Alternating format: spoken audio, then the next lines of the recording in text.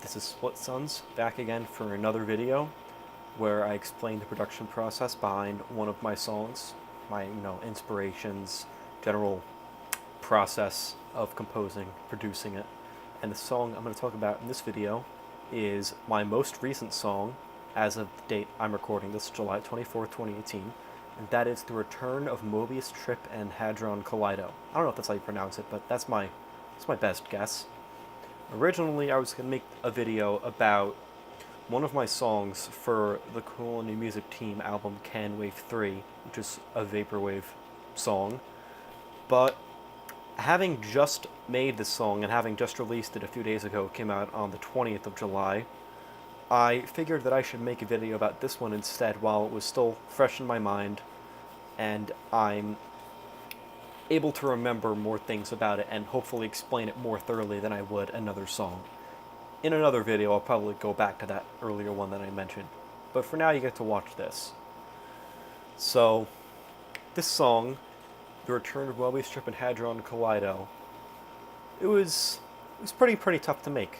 I spent the past month or so working on it, and spent a lot of time working on it too, but I tried not to get too caught up in, my perfectionist tendencies of like fine-tuning small things for hours on end and just, sort of get things done. So a little bit sloppy, but like not in like a way where I didn't pay attention to what I was doing. I just tried not to obsess on the little things, and I didn't make this project file as organized as I probably could have. It's very big, but that's because I reused a lot of instruments and just put them on different channels. And I'll talk about that later.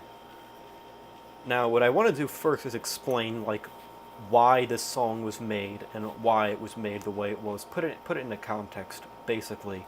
And if you're watching this, there's a good chance that you already know 90% of what I'm going to say, and you probably don't need any sort of a refresher on it in terms of how this fits into the Homestuck fandom, or just Homestuck in general. You probably already know, but in the off chance that you don't, you'll probably find this discussion useful. So, this song was a song that I made for the Cool New Music Team's most recent album that was uploaded, or I guess, published on July 20th, called Homestuck Volume 11. Now, the Cool New Music Team is a team for Cool and New webcomic, which is a fan-made webcomic based off Homestuck. But Homestuck Volume 11 makes you think, oh, like an official Homestuck volume, like those on Homestuck's Bandcamp volumes 1 through 4, 5, 6, 7. You understand what I'm saying. And the reason why it's called that is because it is a recreation of a shitpost someone made on the Homestuck subreddit 2 years ago, back when Homestuck Volume 10, the last volume in the Homestuck anthology, really, was released, which was like June 12th, 2016. Shortly after that, somebody made a parody album. But it wasn't an album. It was an image of what that album would look like. The album cover, the track list, some reviews for the album, and the cover was basically Homestuck Volume 10's cover, but with some musicians from the Homestuck team who've become sort of memes in the community since then. Toby Radiation Fox was there, Michael Guy Bowman was there, and someone named Bill Bolin was there. Bolin, I don't know how you pronounce it, who's an ex-member of the team. It becomes sort of a meme within the community. And some of the songs were, very nonsensical, very memey, and all of their song lengths were varying combinations of arc numbers in Homestuck, like 413, 612. One song was 4 minutes 13 seconds, another was 3 minutes 14 seconds, one was 1 minute 26 seconds, another was probably 2 minutes 16 seconds, and so on and so forth. Except for one of them that was over 11 hours long, which was an extended version of Penumbra Phantasm. There were other songs like a sequel to Megalovania with Sans as Snoop Dogg, one called Your Quest Bed, calling to mind Your Bed, which is a video that Michael Bowman uploaded, a sketch comedy piece, an unfinished beatdown remix with instructions to not be published. The Baby is 2 a full-fledged sequel to Radiation's rock opera The Baby Is You, and things in that vein, and one of the songs was indeed titled The Return of Mobius Strip and Hadron Kaleido, and that was 6 minutes, 12 seconds long. And this was sort of just a funny image that lingered in the collective consciousness of the Homestuck fandom for some time. And in the Cool New Music teams as well, we had that image in mind, and, I think the idea was kicked around for a while. What if we made an actual album out of this image? Took these song ideas and turned them into actual songs. But we never really did it until this summer, when production of the project started in earnest, and the manager sort of, told us all, hey, this is going to be a thing now, and we want songs for it. One of the managers for the team, Macon, messaged me and told me that he thought that it would be cool if I were to make a song for The Return of Mobius Strip and Hadron Kaleido, this being a title in that original image, but just a title, because it was a fake image, there was no actual song to go with it. So I could really interpret that song name any way I wanted, and so could anybody else who made a song for the project. But Macon told me that he thought it would be cool if I made my song a medley of the songs on the actual album, Mobius Strip and Hadron Kaleido, which is Michael Guy Bowman's fully fledged solo album for the Homestuck music team. And that album is basically a concept album, sort of. From what I remember, it was like a virtual band kind of deal, sort of like Gorillaz, where there were these characters, Mobius Strip and Hadron Kaleido, agents of Prospect and Durst, who worked together through song to try and solve the ultimate riddle, one of those nebulous concepts in Homestuck proper that was teased at but never really elaborated on.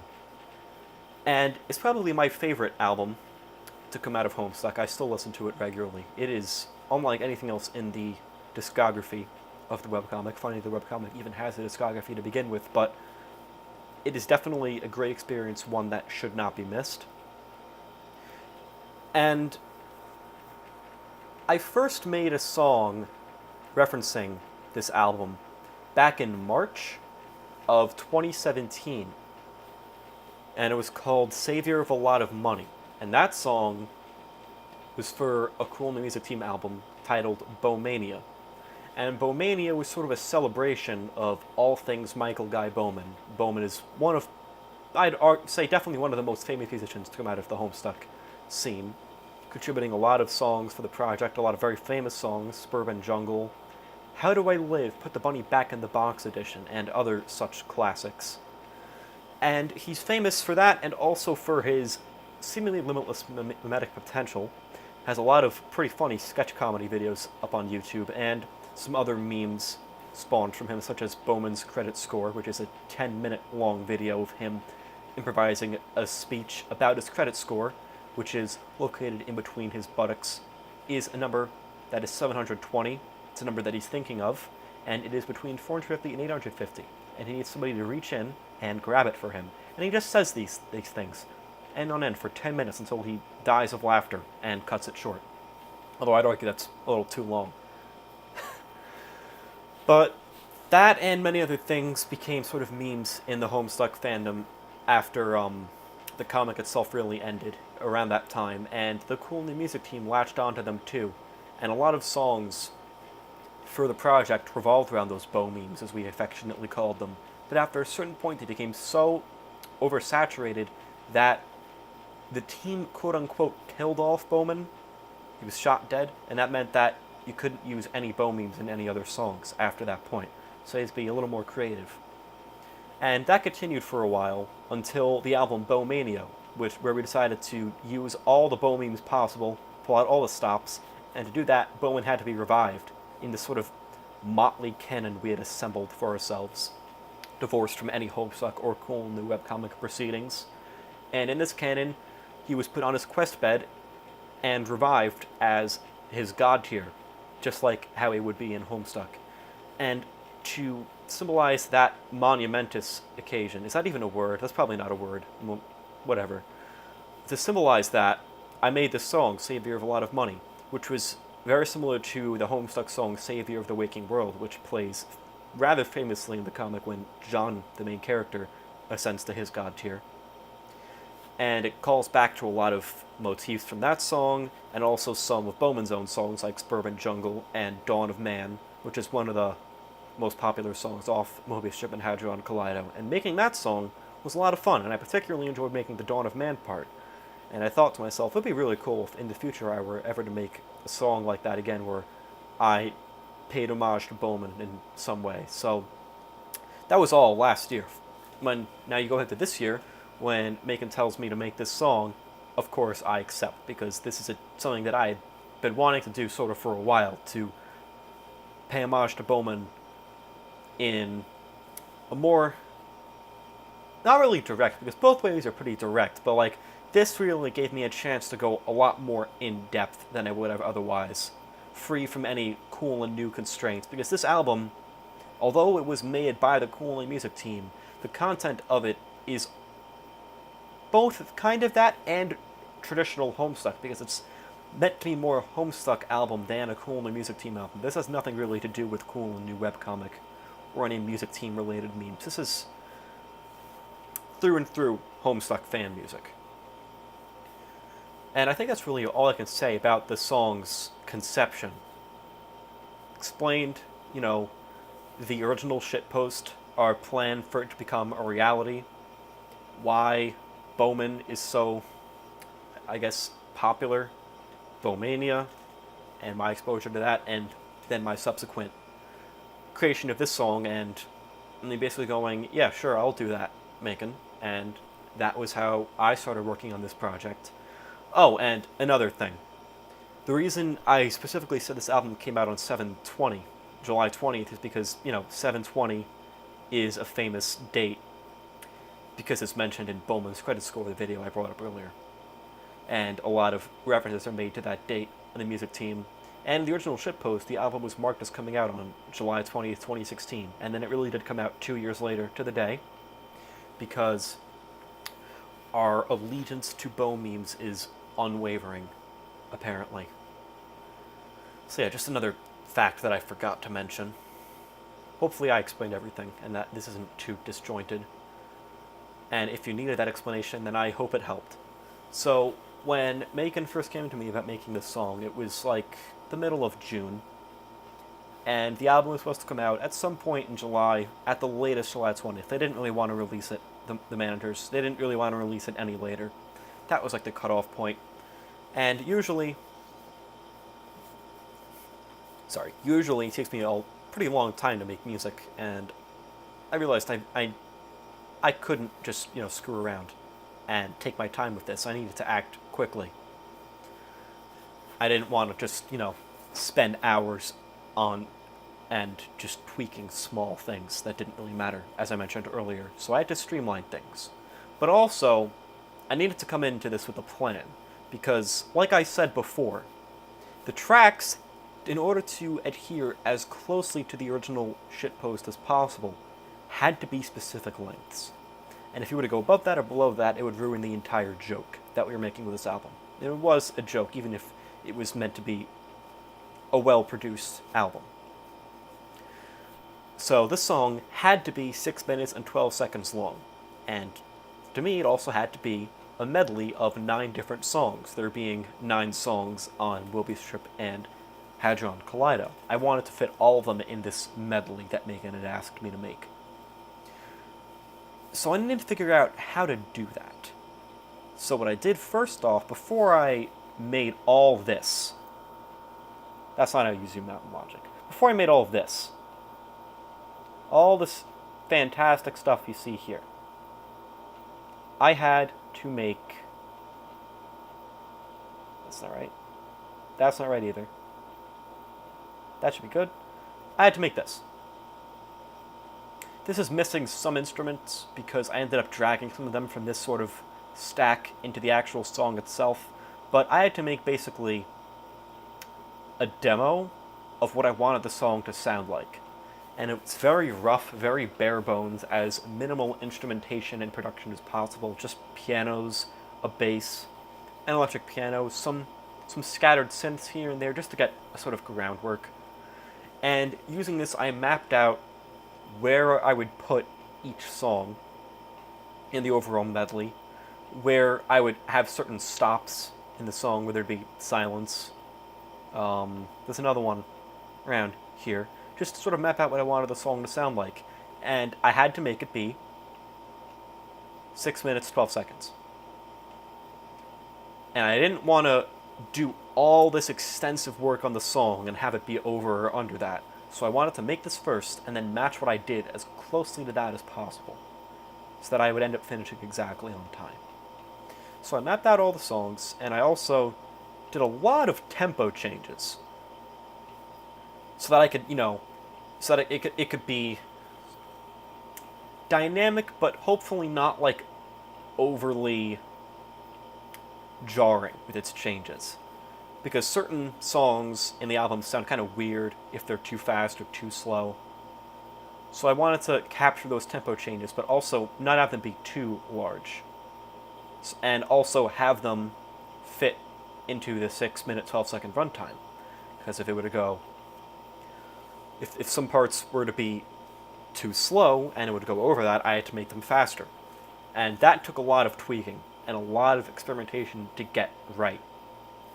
Because this part at the end, where I have a very slow ending, originally when I was composing this, that only looped once. But I wanted it to loop twice, because if it were only to loop once, that wouldn't really have the impact I wanted it to have. So to get that, to stretch that out as long as I wanted, and to have it still be 6 minutes, 12 seconds, I had to do a lot of subtle changes to earlier parts of the song. But it all ended up working out. So it helped that I was familiar with every song on the album, so that I knew exactly what parts I wanted to put where, what songs I wanted to juxtapose against each other. Because I knew already how the song sounded, what moods they had. So one of the first things I thought to myself was, okay, I'm going to put The Deeper You Go, which is the last song on the album, first, and Forever, which is the first song on the album, last. And that's exactly what I did. The Deeper You Go is kind of a mysterious, atmospheric instrumental that halfway through turns into this very heavy rock ballad to sort of round out the album.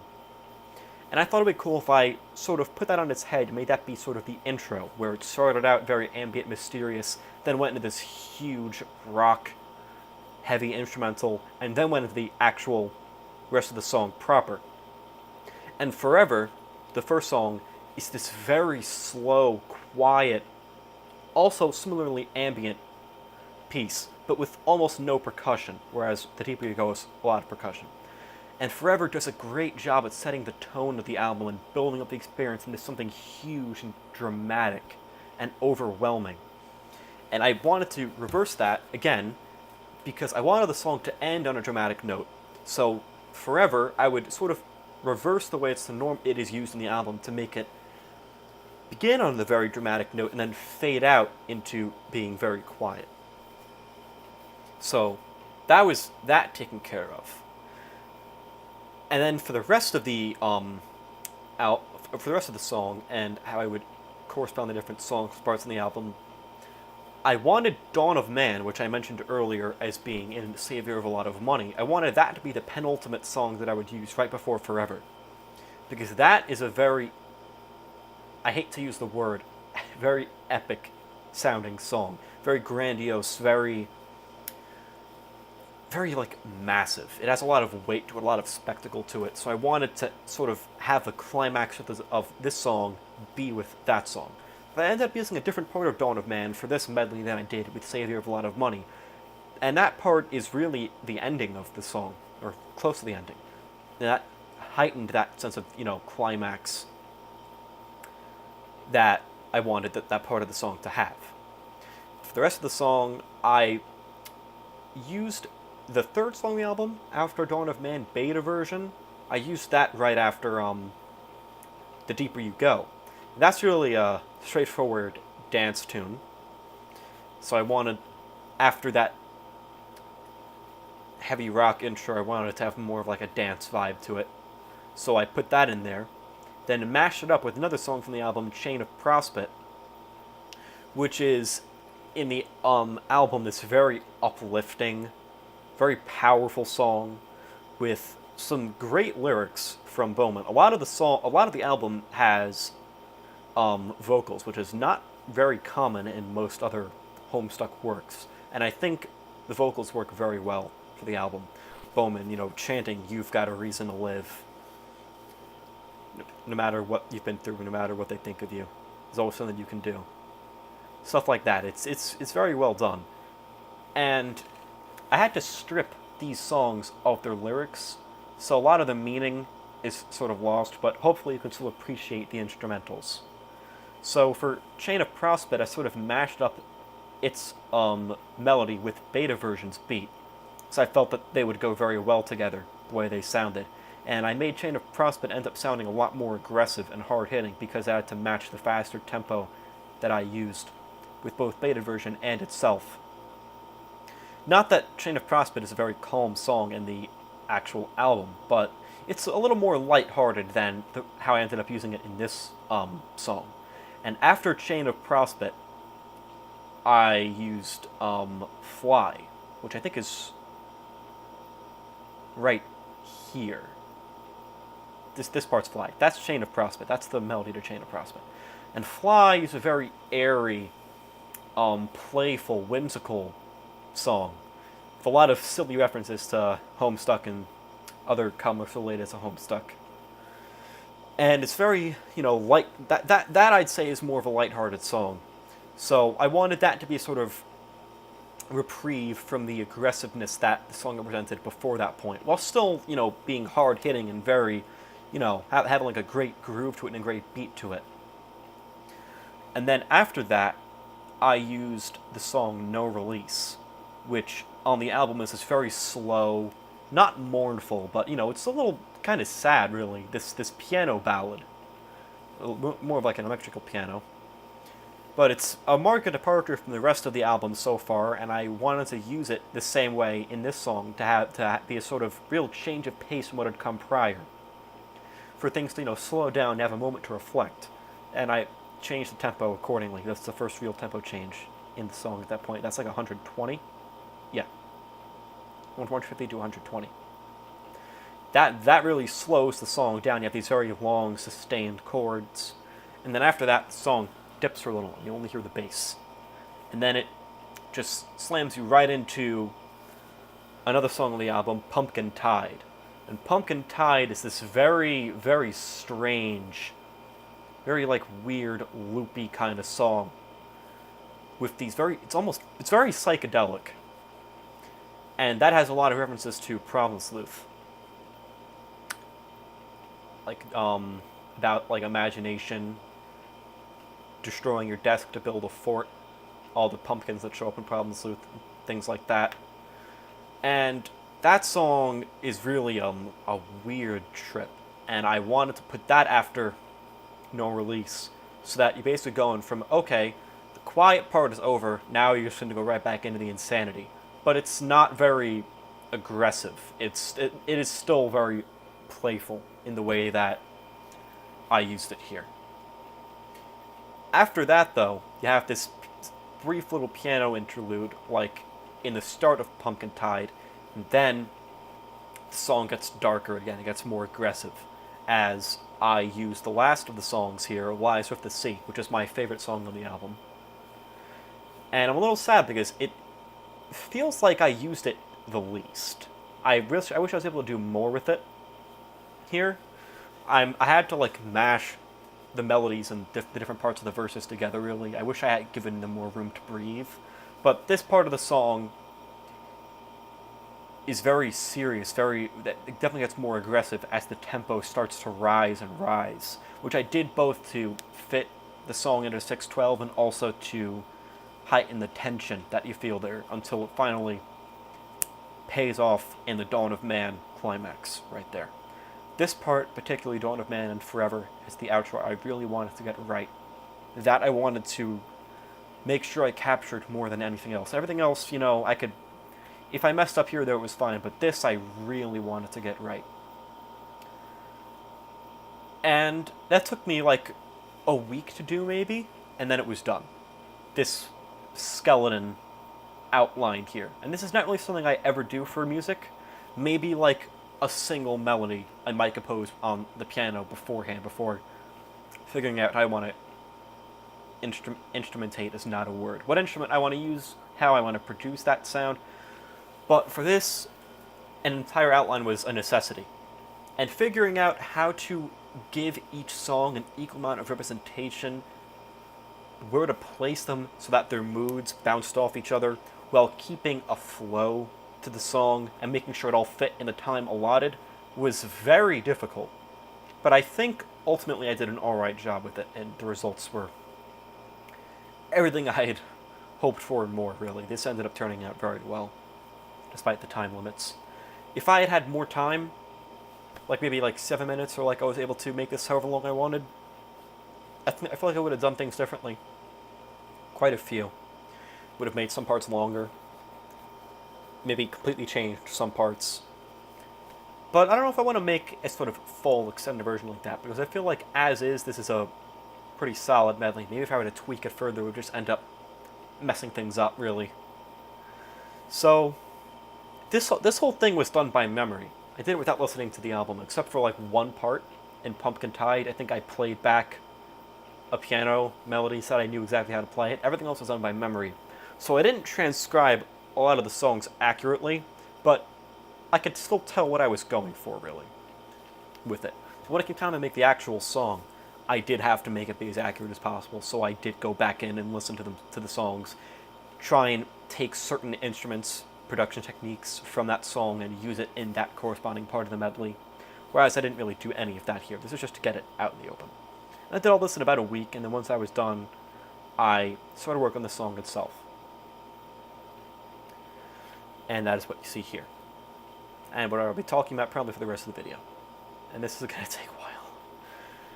So, before any songs were even referenced, the song starts with this sort of noise sweep.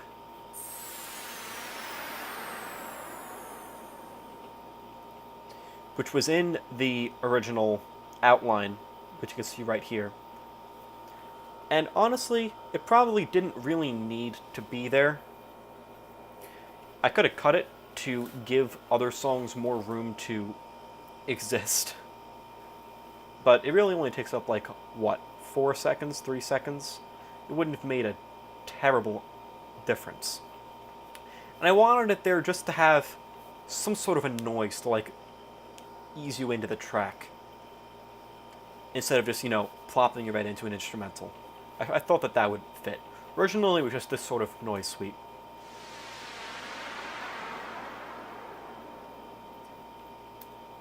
But then, I also added in this other component to it. This is kind of quiet. Hold on a moment.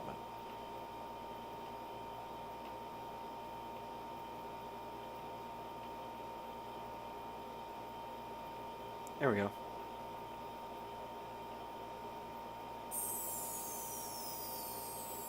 Well, it sounds the same for me, but I'm sure for in playback it will sound different.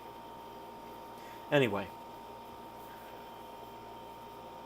This, I explained sort of how I made those noise sweeps in my previous video for Stoker of Nightmares. I used retro synth, set it to the noise filter, and I automated the volume so that it faded out over time. The, oh, that is weird. That should not be like that. The high end slowly cuts out until there's nothing left. I'll bring that up right here. And you can see how it starts out with the high end only partly removed, and then as the sound plays out, it goes all the way down. Which is, you know, I use that a lot. And I also panned the sound as well, to go from left to right. That's left to right, yeah. Oh, and I have 2 for some reason. That's weird. That shouldn't be happening like that. Oh well. For some reason, what Logic has now is it has 2 ways to control pan. That's like the true pan, and that's like the relative pan to that true pan. I don't know why it works like that now, but it's weird. Like they're both added onto each other. I don't get it. But, oh well. And this sound is a sort of noise hit that I used a lot in Savior of a Lot of Money. I used a lot of sounds like that. Sort of like whooshes. Ordinarily, it has a lot of bass to it, but I removed that almost entirely because I didn't really want that sound to play. I was more interested in that high-pitched sound there. There is a boom and downer component, and I think the boom... Oh no, it's going to play both of them. I have to... How do I... Yeah. The downer, I think, is the bass section, and the boom is more of the treble.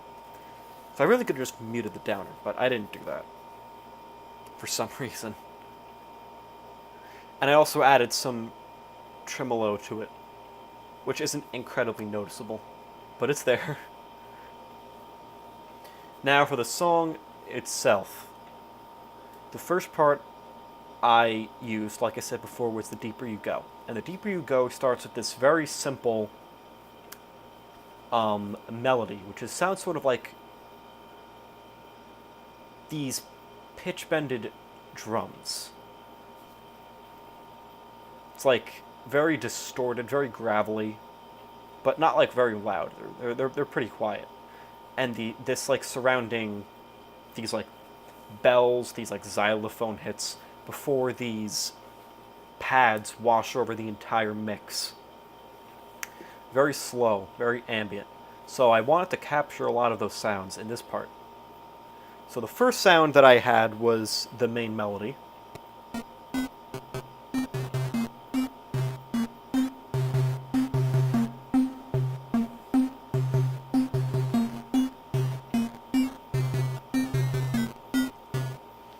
And that is basically the melody of The Deeper You Go, but transposed from, what is it in the original song? What key is it? Like A minor. And I made it C minor. Here, I wanted the song to start on that key.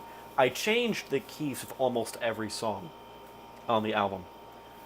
And I also did organize some songs together based on how they flowed into each other key-wise, or note-wise, which I'll talk about as I get to those individual parts.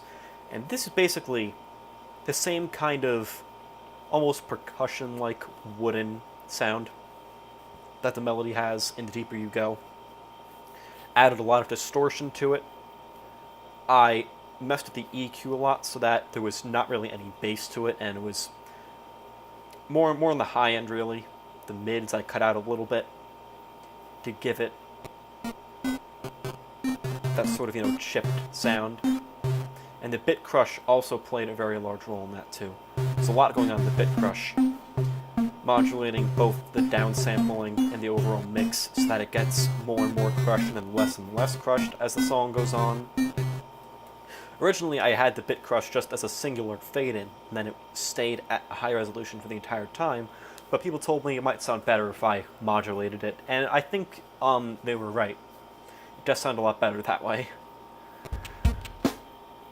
And then I wanted to couple that with a lot of percussion. A lot of the percussion is very quiet. You don't really hear it right away. It takes a little while. And there are a lot of different parts of the percussion too.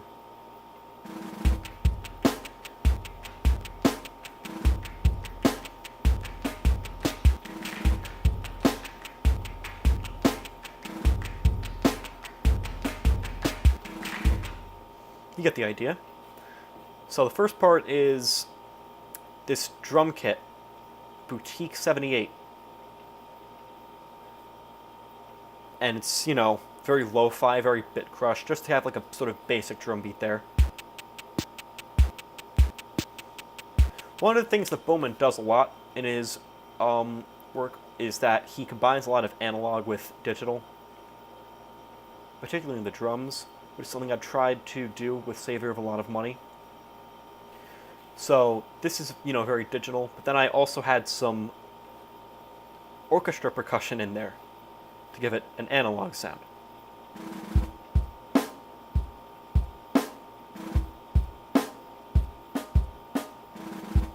I thought the snare rolls worked very well. And I was really looking for that kind of a sound because I liked the way that this sort of introduced the main drum beat proper. And then the song itself had these sort of claps in it, and I wanted to include claps. So I found not a channel, an instrument that was basically all different claps and snaps. This, I was also very inspired by a song on the Risk of Rain soundtrack titled Hailstorm, which starts out with this thundering bass drum and then all these different claps. It was like a rhythm very similar to the one that I used here. And I wanted to have that kind of a concept in this as well, but not as center stage, more quiet in the mix. And this booming bass drum I made, even though it's in the same kit, I made an entirely different channel so that I could pan it more to the left as I panned the claps to the left. And also added a lot of reverb onto them both so that they'd be more atmospheric in the mix. And then these very quiet, incidental bells.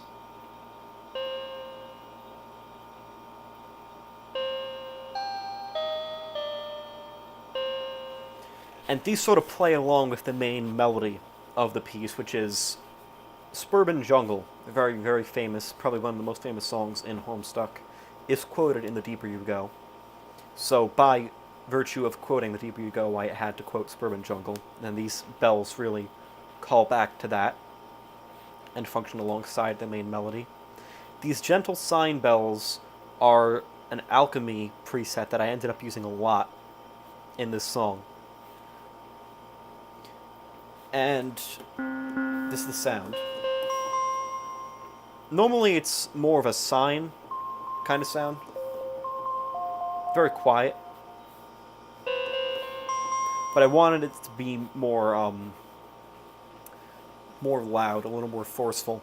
So I changed it to being a saturated bell instead, which I felt was more what I was going for. I didn't want it to be quiet.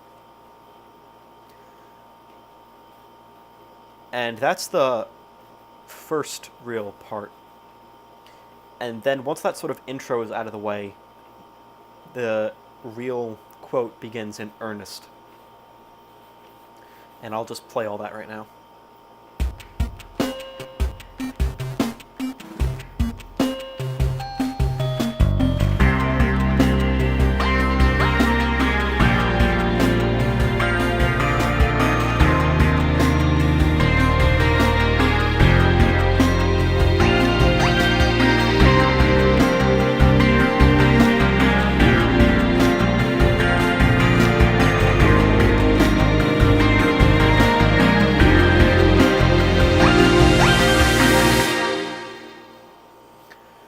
So yeah, that's like this sort of slow, quiet intro to the piece that builds and builds and builds and builds until, before you know what hit you, the song is just all in your face and it's very powerful, loud, but that comes later. That comes later. So, one of the things that I really wanted to have in this part was piano.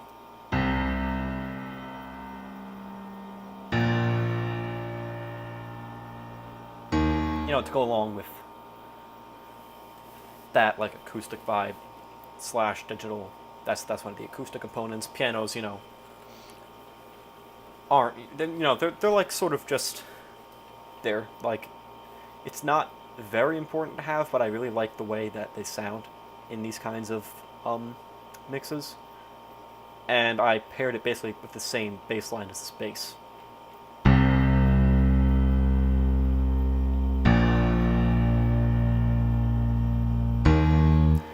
This picked bass is the bass that I use entirely throughout the song. I layer it with some other bass tones a little later on, but this is the most prominent one. And I really liked the way that this bass sounded. In Savior of a Lot of Money, I also tried to pair an analog bass with a more digital bass, but I feel like it didn't really work out a lot of the time, because a lot of the time they ended up playing different bass lines. And they were also then paired with a piano run that also was kind of different. And sometimes the way that they all played off each other worked very well, but other times it really didn't, and it sounded a little messy. So for this, I wanted to keep it simpler and have the analog and digital basses play the same thing almost entirely. There's like one part in the entire song where they play different things. And the piano, I wanted to make adhere more closely to what the bass was playing. It does do its own thing sometimes, but it's usually more in line with what the bass is doing. And the bass, pretty standard bass, piano's a pretty standard piano. There are two main components that make up the lead.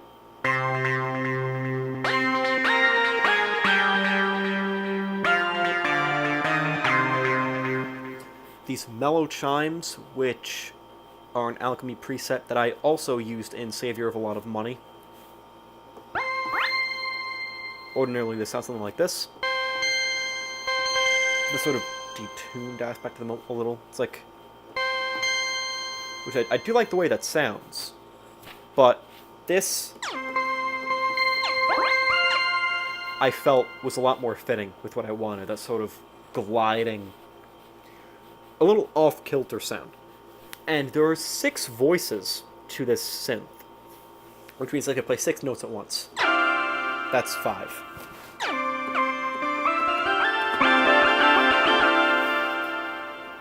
But glide is kind of finicky when you have multiple voices. It really works with one, so that it can easily slide from one note to the next. But because there are 6 different voices, the glide operates independently for each one of those voices, so it sounds a little bit weird at first.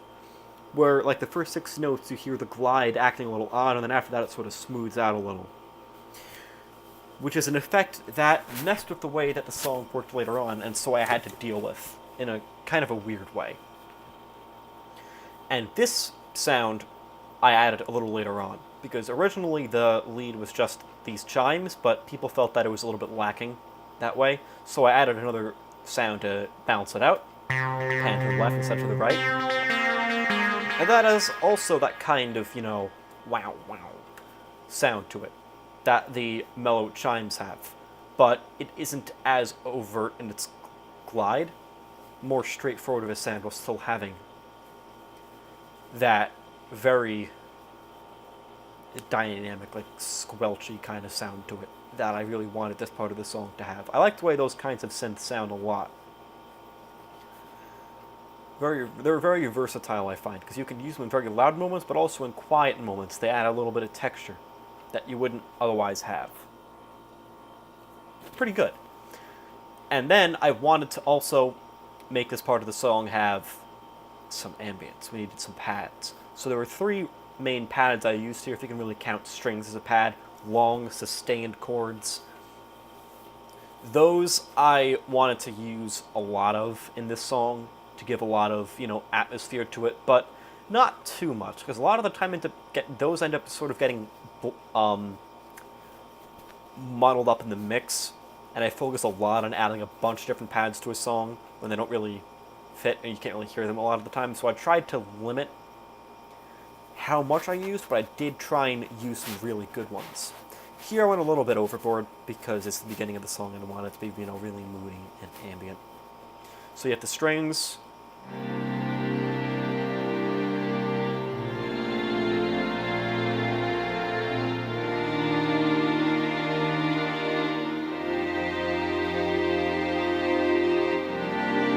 Following that chord progression that the bass sort of laid out.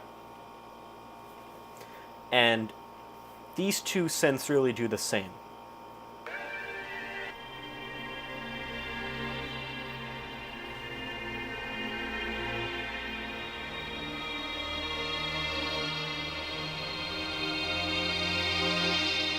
That is very, very prominent high end, very like fizzly, whereas this is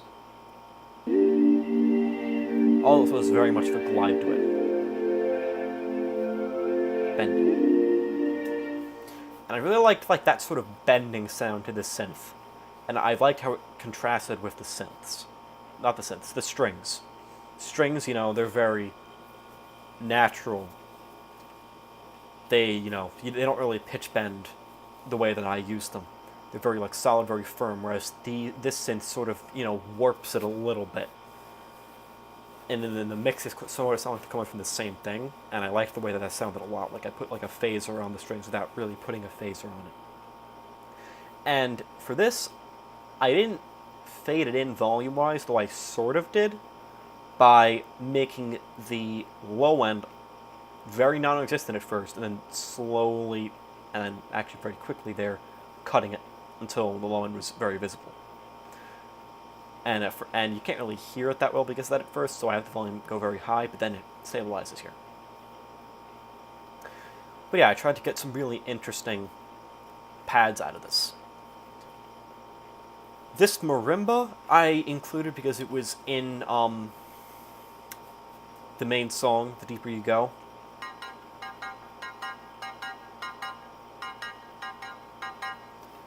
Like a sort of repetitive clacking tone.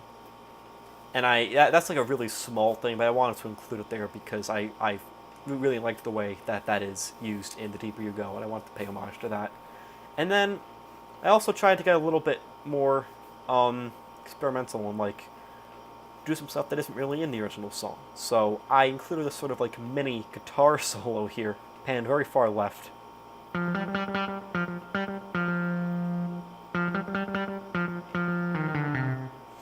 And like I said, I panned that very far, tweaked the EQ a lot so that it was very prominent in the mid, but not so much anywhere else, so that you could hear it, sort of, but that it wasn't overwhelming in the mix.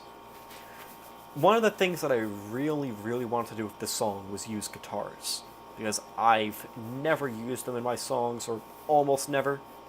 Logic doesn't really have great guitar presets, and at least not immediately available. There are a lot of different ways you can experiment with them, but I don't really have the time or the patience to do that.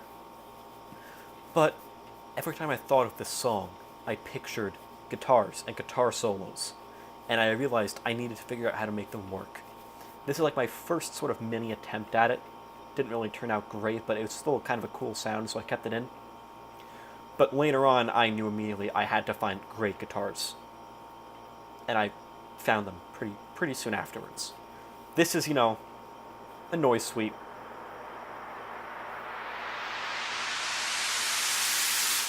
You see the EQ there. Slowly changing to allow different parts of the sound to be heard. Originally I had a tremolo on it so that it would phase in and out, but I felt like that was a little too distracting and it would be better if it were just a constant sound. I tried to make this sweep play in other parts of the song, but while doing so I messed up the way I messed up the way that I handled the EQ, so that the sounds that played were much, much louder than they should have been. You see how this like -10, it was like +40, and that really hurt my ears very badly. So the song hurt to work on physically. It's great. Fantastic. So after this part, we go into a very dramatic part of the song where at that point, you haven't really heard anything as dramatic as this, and it is like sort of a taste of things to come, really, while setting you up for the action that the rest of the song really matches.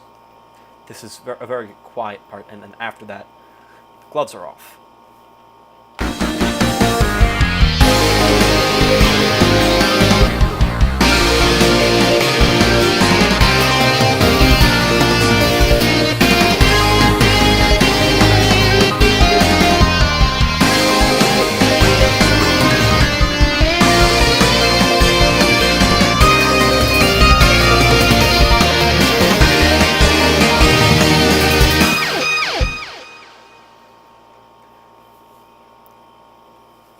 When I finished that part, I was really happy, because I realized I actually pulled that off. I did a guitar solo, kind of, in Logic. That's the first, and it sounded really damn good. So, how to break this apart? There are these noise hits that are the same instrument as I mentioned before up here, except up before the low end was non-existent, so were a lot of other parts of the song, so that only the high end was not the song, the instrument, so that only the high end was visible. But here, I kept a lot of it intact so that you can really hear that sort of low bass tone. I included a brief bridge between this earlier part and the more recent part, where I had the claps in, I had the piano in, the bass, the drums, and then the guitar started to do its solo. And compositionally, I really like the idea of playing with these sort of gaps in the song where everything would cut out except for like the guitar and the bass and a little bit of the drums before it exploded back again in sound and fury. And then got really quiet again for a little, and then it exploded again. That was something I really wanted to play with, that idea. Instead of just, doing a very straightforward suburban jungle quote, I wanted to be a lot more dramatic in how I was going to portray that part of the song. So a lot of the instruments, there were gaps in them, like the piano.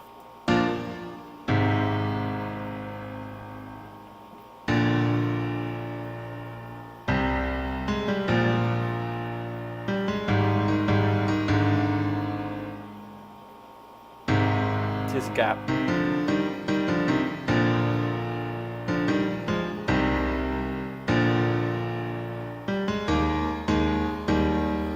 That's sort of harmonizing along with the bass line. The lead from before, playing the suburban jungle melody, continues to play it, but very slowed down.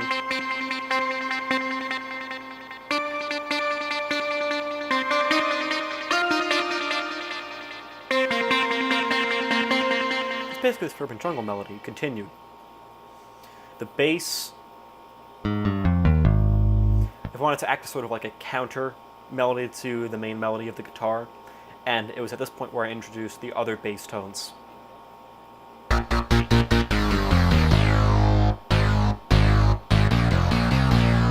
You have the main picked bass, which is analog, then the other two, digital. This punchy bass, which has, very... That has a real punch to it. You know what I'm trying to say. That sort of like squelchy sound, a little wet. I wanted my bass to have sort of that kind of a component. And then panned off to very far right is this also very guitar-like sound that I included in the bass to give it a little more range in the mid. So when you put them all together,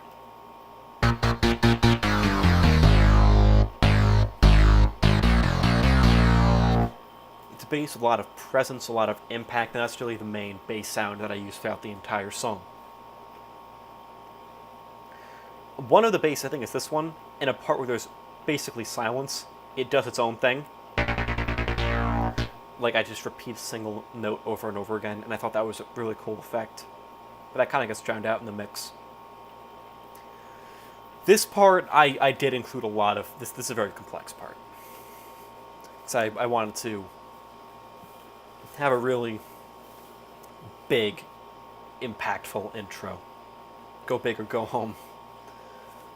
And at this stage, I had sort of time, but later on, I was forced to be more conservative in how I approached the song. There were a lot of pads. These strings come back with gaps.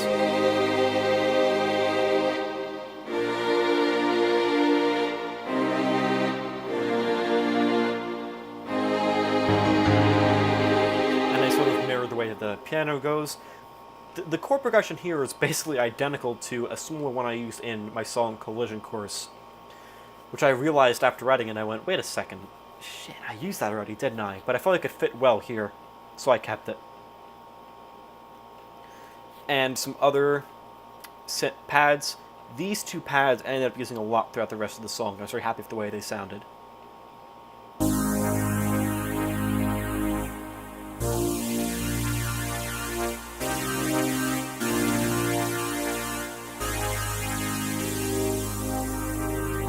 Love the way that sounds. It has a very nice, sparkly, glittery high end to it, but then there's a very strong bass undercurrent that cuts throughout it. And I loved the way that sounded. Very raw, very powerful. And I like the idea of these very sparkly synths just washing over this part of the song, so I did include a tremolo. Very slow rate, but you can hear it glide over the piece. And this is more of an arpeggio, really.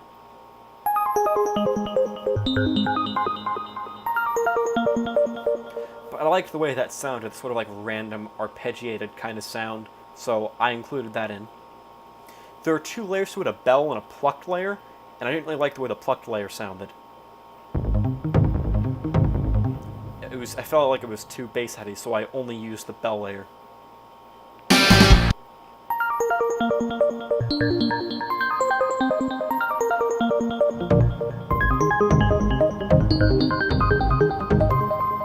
I felt like other parts of the mix used that bass tone a lot more effectively, so I didn't want to have it be competing when it didn't really need to be competing.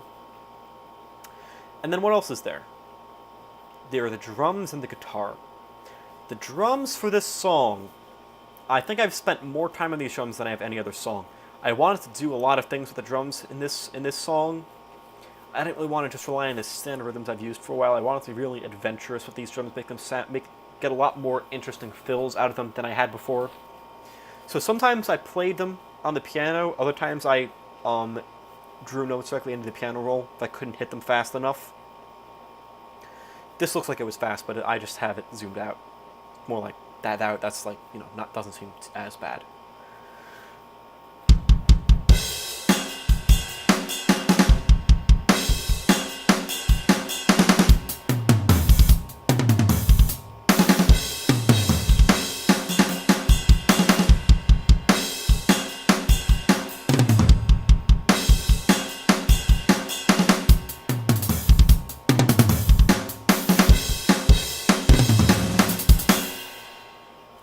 I wanted to use new ways of, new drum snare new kick snare interactions. I wanted to do sort of snare rolls. I wanted to use toms a lot more aggressively too. I wanted to utilize all the different cymbals I had at my disposal to have more interesting patterns, basically. Where this part, that's not the right octave. I use those sort of cymbals a lot. Then further on, go back to the hi-hats. And I like the contrast that I have between both of them. I tried to use that a lot throughout the song. And in general, I just had to be a little more adventurous with my drum programming here. And I think overall it paid off very well. I'm very happy with how the drums ended up sounding in this. Over here is like a brief clap. Brief clap to give that final note some impact, and I use that a lot throughout the song too. Tremolo shows up later. Right now I have it 0 depth, so it doesn't show up at all. A lot of reverb on it from the chroma verb. Very high wet percent moist meter. And the EQ, I tone up the mid end and the high end to give it a lot more impact.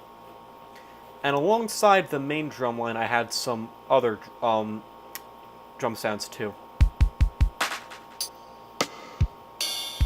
that I used some pretty heavy tremolo on, so they panned around a lot.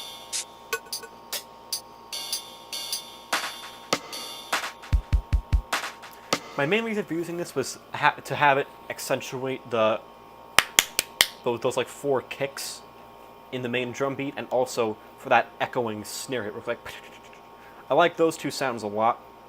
Everything else I could take or leave.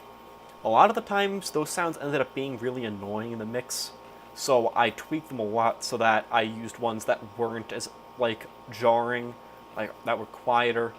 And overall, I feel like I could have cut that instrument out really, but I kept it in the final cut. And also, my one complaint with these drums was that the cymbals weren't very powerful. They lacked a punch to them. So I substituted in some cymbals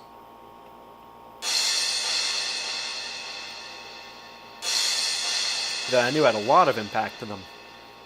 And I also used a lot of reverb on them, boosted the high end a lot, put some echo on it too so that the sound reverberated, and also use some tremolo so that cymbals would pan once they played left, once they played right, so that they didn't just stay the same. And that gave that part a lot more impact, I think, along with these noise hits. And then finally, I have the guitar.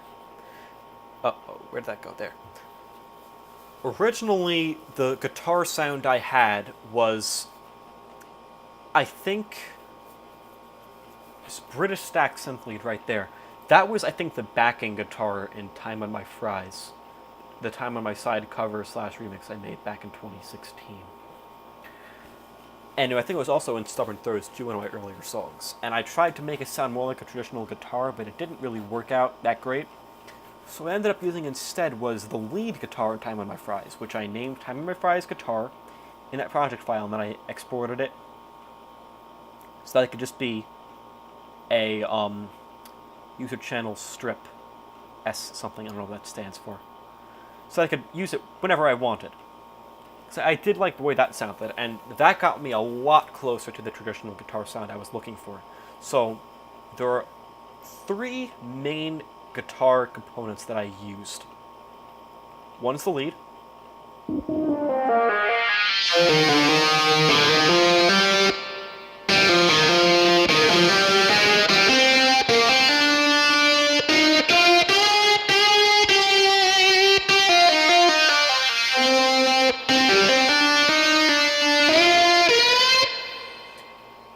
The channel EQ display is kind of bugged. I don't know why that's doing that.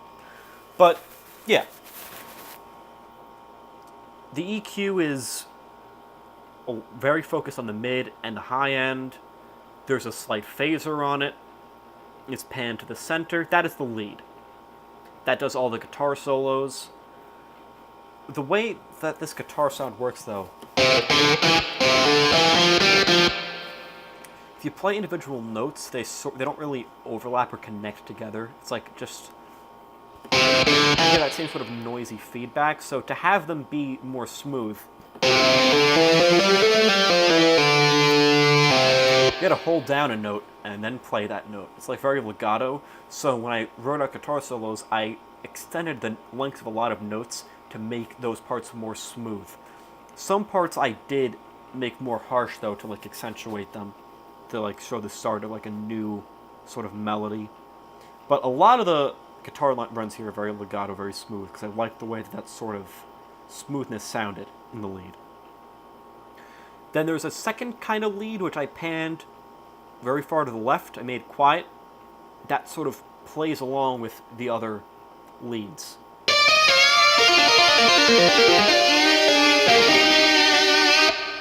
I think this was the original run I had here, but then I composed another one, and then kept the main one up there, and then I used it as like a counterpoint to this one.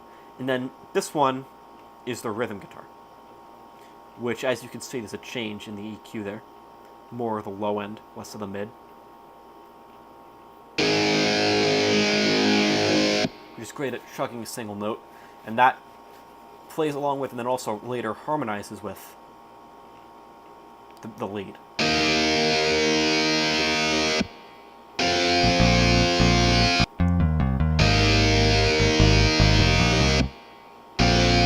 You can see how it's basically playing the fifth. And then there's one final note here that echoes. It also has a pretty over-exaggerated pitch bend to it, so that I can get that sort of like a sliding on the fretboard kind of feel to it, which is what I really was going for. I don't think the other guitars have that exaggerated of a pitch bend. Actually, one of them does. I forget which one, though. I also did use pitch bend a lot when creating these different guitar sounds. Here, this is the first real solo. You can check out pitch bends by going here. These like all the different automations. Uh-oh, did I tweet that? I don't think I meant to. Uh-oh. I'll just leave that. I don't know if that was meant to be like that. I guess it was. I guess it was supposed to be at 0.9. Alright. pitch bend is right here. As you can see, that's used. I used it a lot here. Either directly writing it out or using the, oh, whoops. Using the pitch bend wheel on my, keyboard.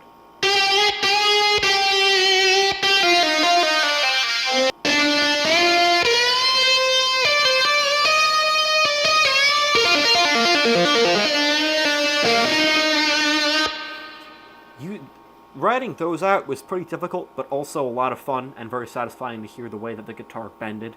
It's a very natural sound. I liked that a lot. I'm gonna go get some water because my voice is hurting me a lot, and when I return, I will continue talking about beta version. Be right back.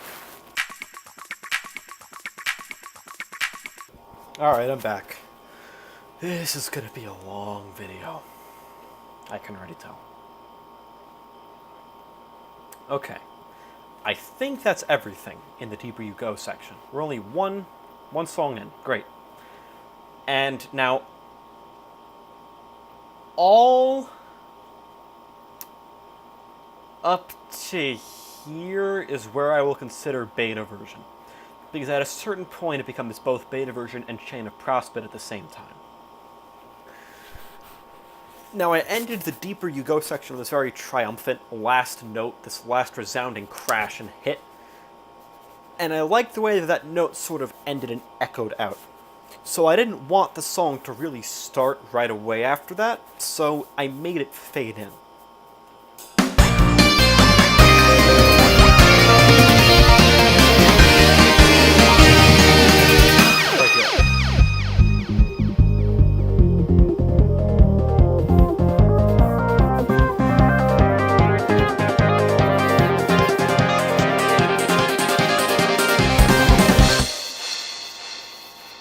So let's see how I did that. The answer's pretty simple. It's EQ. You cut out the low end, or actually that's not the low end, that's the high end. You cut out the high end so that it's almost not even there, and you can only hear the low end. Then you slowly rise it until the main beat is happening right there. And I didn't only just do that, I also did manipulate the high end as well, so that over time that raises as well. So at first you have a very bass-heavy sound, but then at this part you have it's really more the high end. You don't hear the low end as much. I liked that sort of a fade-in, where it didn't go from low end to the sound proper. It really went from low end to high end, then, oh, song snaps into focus, it's go time. I wanted to do that kind of a fade-in. So, this looks like I'm just using, like, all new instruments. I'm not really. This is the same drum kit as before. This is the same bass as before. This is the same Bit Crush drum kit as before, too. And I used different channels because I was lazy. I didn't really want to take those channels and have to rewrite the modulation from scratch, like have it go from high end all the way to low end, then slowly go up. I just wanted to have them start out low, very easy like that, and then go to high. So look, it's less complicated than you think. So for this part, this is a pretty short part. There are a few components.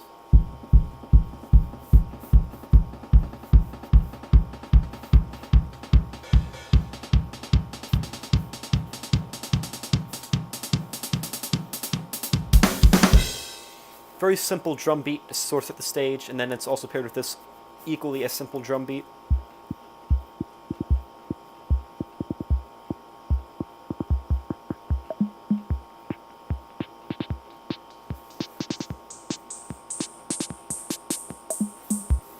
And that sort of loops throughout the rest of the section.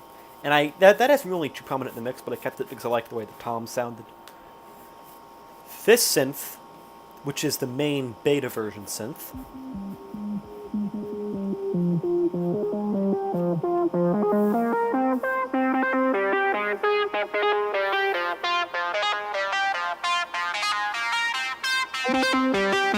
you can hear how it sort of snaps into focus, like I mentioned. The bass line, which runs in tandem with the main lead, really.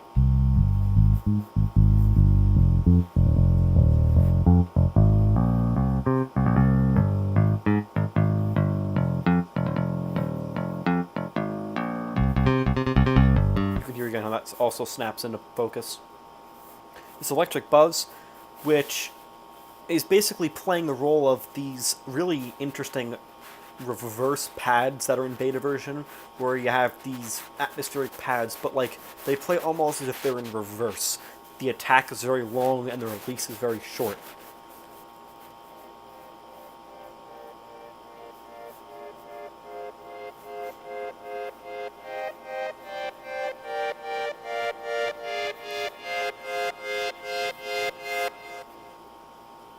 And then I added some unique elements that aren't in beta version, such as this very fast-paced ostinato right here.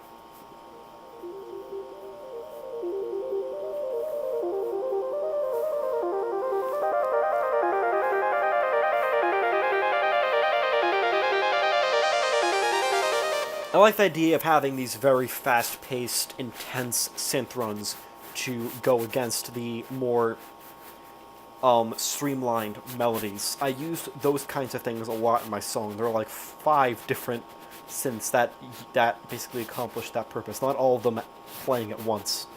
Though they do all play at once towards the end. But yeah, that's a very fast-paced run, and then I wrote another run to go along with it at the same time. And then I brought in the guitar, but I don't have a guitar note here. Sample manipulation.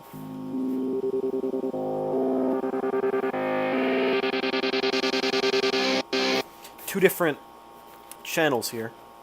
First is no modulation whatsoever, cut out the low end, boosted the mids, and it's a single note chopped up a bunch of times, and then also they're extended. And what's over here is basically this kind of a sequence, but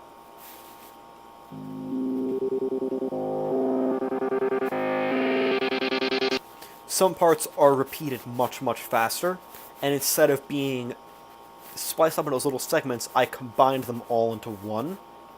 And I think that was so that I could transpose it more easily without it sounding muddled up.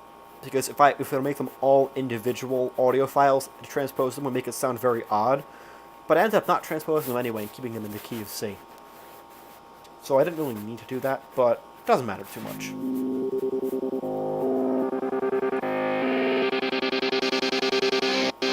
And there is a chorus on the sound as well, to give it that sort of wavy feel, not like a straightforward guitar. I like the way that sort of sounded, like a chopped up backing guitar. And then one more thing. I wanted there to be a sort of, bass swell, like, again, somebody playing a bass guitar, moving their hand up down the fretboard, like that kind of thing. So to do that, I made a separate punchy bass layer with the glide amped all the way up like that, and then it plays 3 notes. C, a very high D, and then down here is that's like an E flat. And when all those notes are played in sequence, the glide combines it to make it sound like it's a C going all the way up to a higher C and then going all the way back down, which is the effect I wanted to go for, but to get to that point required a lot of fine-tuning. And now we're in the song proper, and I'll take a more closer look at a lot of the instruments.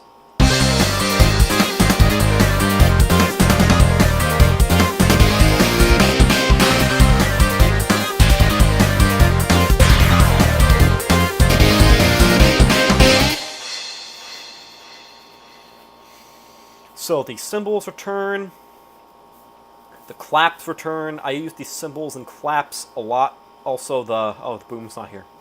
Cymbals and claps I use a lot throughout the song to act as basically exclamation points to key beats.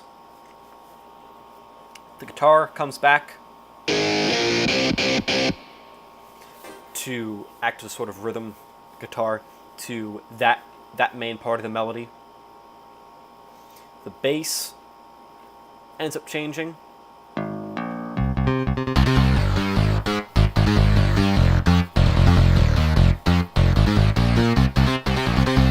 play along with the main melody. With the drum kit, I ended up being, as I said, continuing a sort of adventurous tone I had with it before, experimenting with pockets of silence, trying to basically match it up more carefully with the structure of the song itself, rather than just playing a drum beat that didn't really fit with the song. I tried to design it more around what the song was doing.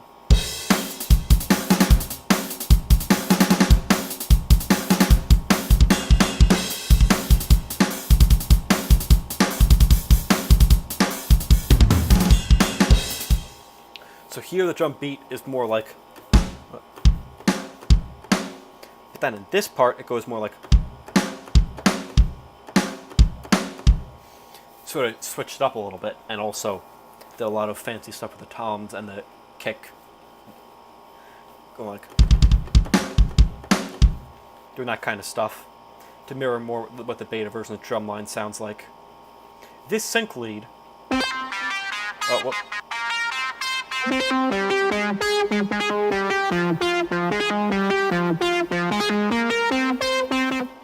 Is a pretty heavily edited version of a preset in Logic. This sounds more like this.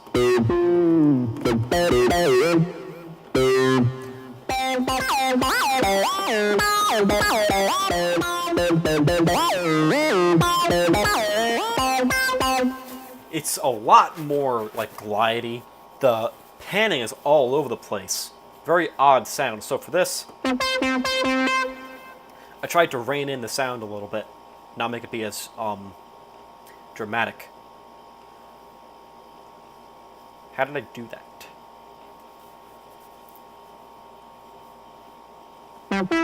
Oh wait, which one of these is this is the original, I think.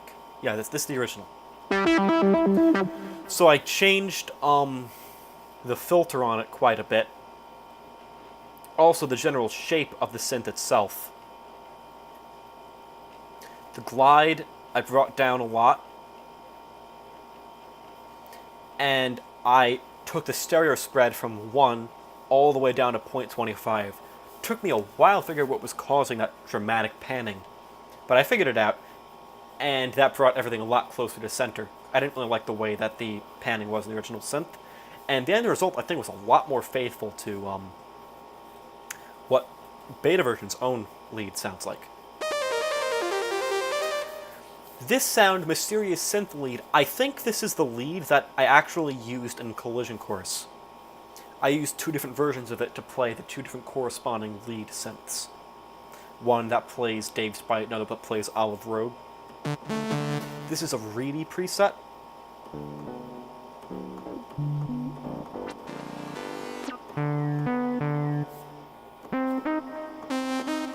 Actually, was it this? It might have been something else. I'm not sure. I feel like it was this, though. But I can't really get it to sound like any of those other ones. Actually, no, wait. This one was one of them, I think.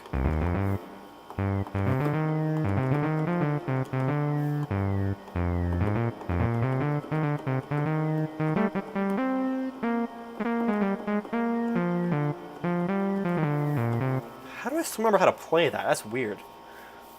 But anyways, yeah. So I edited that a bit. This electric buzz, I also edited. Ordinarily, the synth sounds something like this. But here, edited the attack and the release, like I mentioned. Here's the original. For comparison. Boosted the drive a lot. Lowered the cutoff quite a bit. And the resonance. For this side, at least. First side, I didn't touch as much with the resonance. And I added ring shift and tremolo. If I didn't have that, it sound something like this.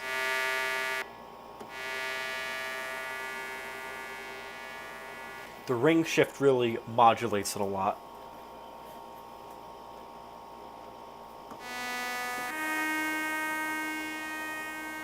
And the tremolo pans it from left to right, obviously. And all that combined makes the sound not really what it normally sounds like. It's a lot more like a pad, which is exactly what I was going for. And all that combined makes a pretty good beta version, but there are other pieces to the puzzle that I need, like brief synth stabs. And to get those like quick synth hits, I used this sound emotive pulse.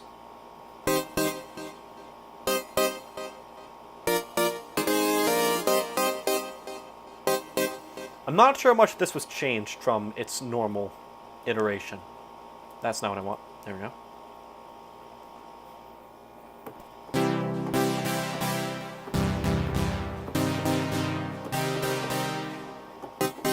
I guess I changed it quite a bit.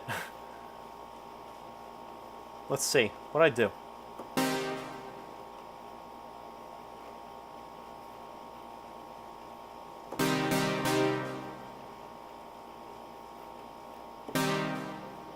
Oh, I forget which one of these is the original. Hold on. Oh, okay.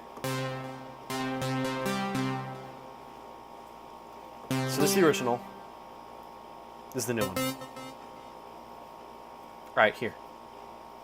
So the original, cut off, almost non-existent. Here I allowed the sound to linger a lot more. I changed the general shape of the waveform, again, almost completely, to give it a different sound. And I really changed the release, lowered it by almost 10 times as much. Basically edited the envelope in general. Did I tweak this at all? I didn't really, so why was it there when I opened it? That's weird. But anyways, yeah, you could see how I changed it around to give it more of a metallic sound rather than a brass sound, because this ordinarily would be a brass sound. It's in the brass section. Horn section. And then that really plays the role of those quick stabs.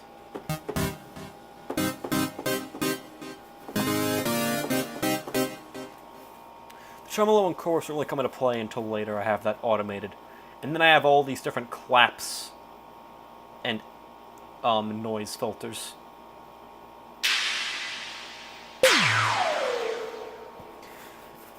These claps are from a drum kit called Crate Digger. They're both the same kind of sound. One of them I have panned more to the right, one is to the left. This is as a drier sound. This has a lot more wet reverb, so that I spread it basically.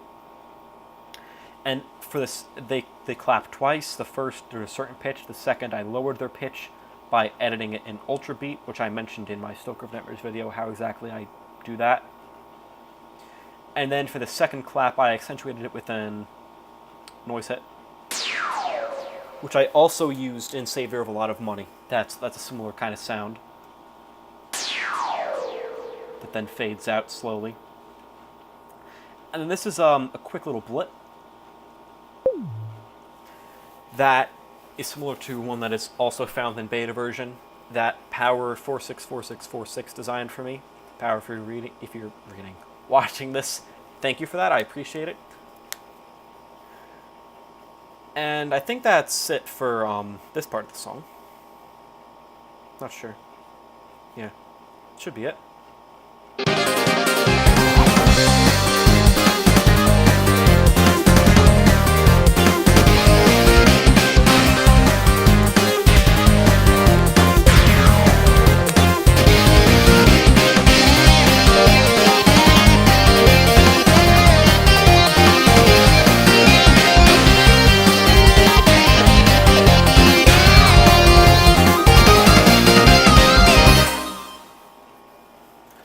So that part is pretty much the same as the earlier part. I basically looped some stuff.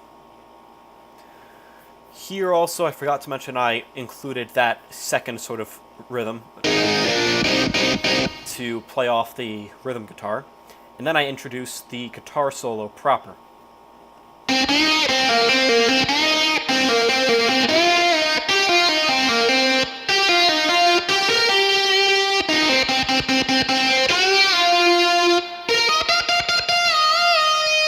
A lot of pitch bending, subtle, not so subtle, to give certain notes vibrato to them, others to, just pitch bend it up. Those guitar solos were a lot of fun to compose, and that is the melody to Chain of Prospect, as I mentioned earlier, I put in the middle of the beta version. The bass stays the same, the drums end up changing.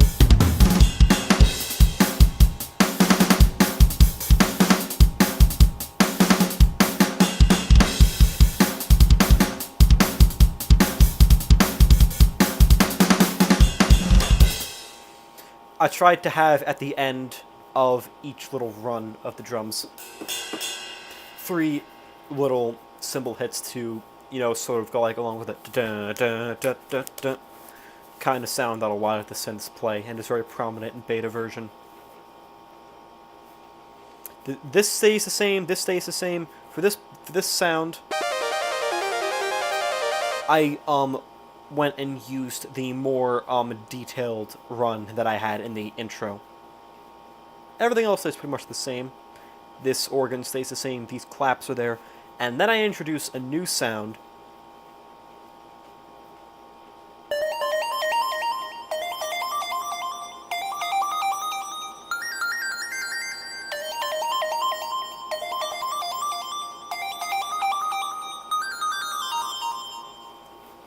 And this basically mirrors the arpeggiated synth lines that play throughout beta version that have that exact same kind of sound.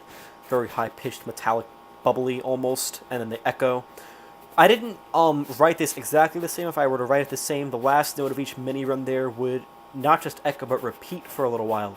But instead of doing that, I made it echo instead, and I feel like making the last note repeat would have been a lot better. Because as it is right now, the echo makes it a little muddy. It's not incredibly severe, it's pretty standard as far as echoes go. Wet, not completely overbearing, the feedback not incredibly loud. That color is basically the same as the main sound, meaning that the echoes sound pretty similar to the original signal, but they get a little high, not higher pitched, but like the low end cuts out more and more as the echo continues. And there is pretty extensive tremolo with no smoothing, so that one run is to the left, another run's to the right, another one's to the left, another one's to the right again. And I wanted these sort of runs to play off the main melody, as they did in beta version. But I changed them up a little bit, like this one and that one aren't, the typical beta version kind of arpeggio.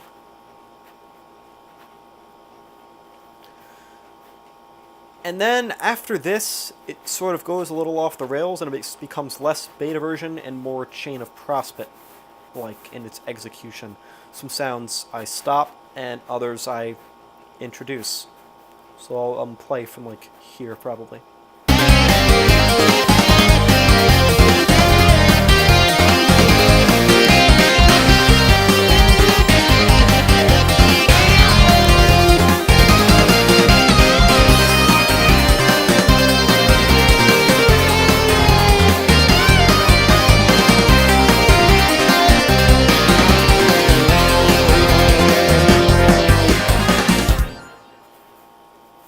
Gets pretty trippy towards the end there. Including a single phaser automatically means this thing is trippy. I'm very smart. So this part is really like, it's not like a break, but beta version is like a very, at this part, like very intense and gripping, whereas this part is a little more danceable. I really like this part of the song. I feel like it has a great groove to it, more so than the other parts.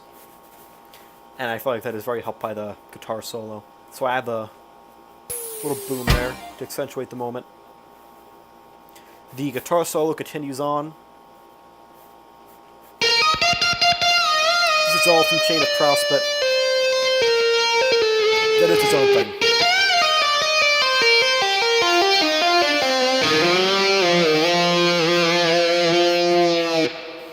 And a lot of pitch bending there to help fill out the runs. And to go along with this solo, I wrote these bells back into the song. And from this point on, they show up a lot throughout the rest of the song. And I boosted their volume. And I don't think I did much else to them. I think it was really just their volume that I changed. Why put this on an entirely separate layer channel, I do not know. Is the sound itself different? Yes, it is. That's why. Instead of being saturated bell, it is now metallic bell 2, which gives it more of a glassy sound.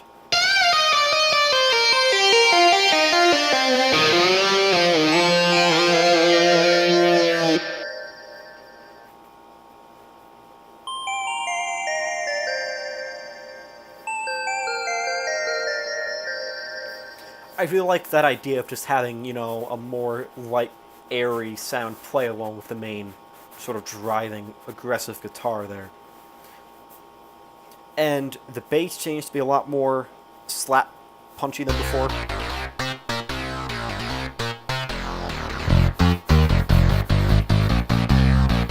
Now it's following more the structure of Chain of Prospect. The drums change, of course.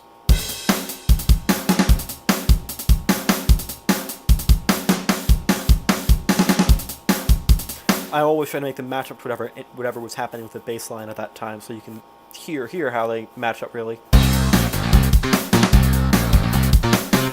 Right around here.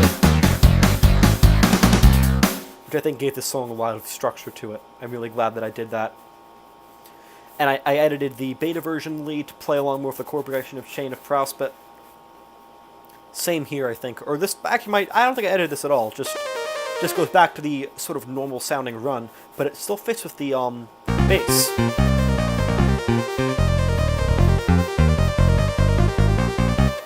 Which I think is pretty neat. I bring back the guitar from before.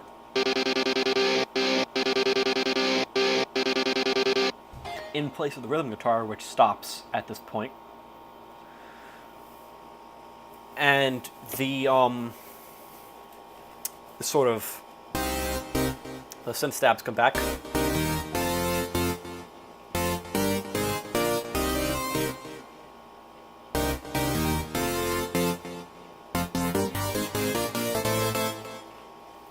So yeah.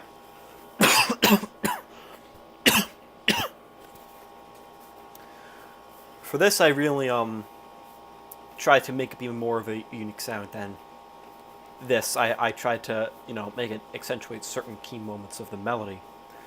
And I reused this sound a lot too. It was a lot of fun basically like composing these parts of the song, like the sort of backing that goes along with the main melodies, figuring out how to best use which chords with which instrument, where to place it in relation to the melody in the mix itself. That was a lot of fun to work out. The percussive square lead changes from these short arpeggios to these incredibly long arpeggios.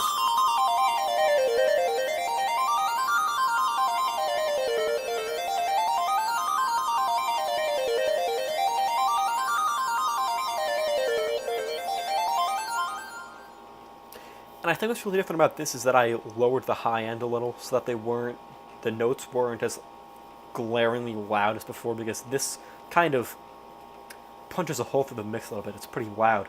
This one I want it to be a little more softer, a little quieter. And I do end up modulating the echo over time, I think. Yep. That's later on, though.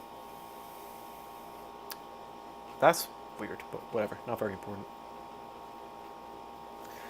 And now this piano is different from the other pianos that I had used so far. I made it be its own brand new layer.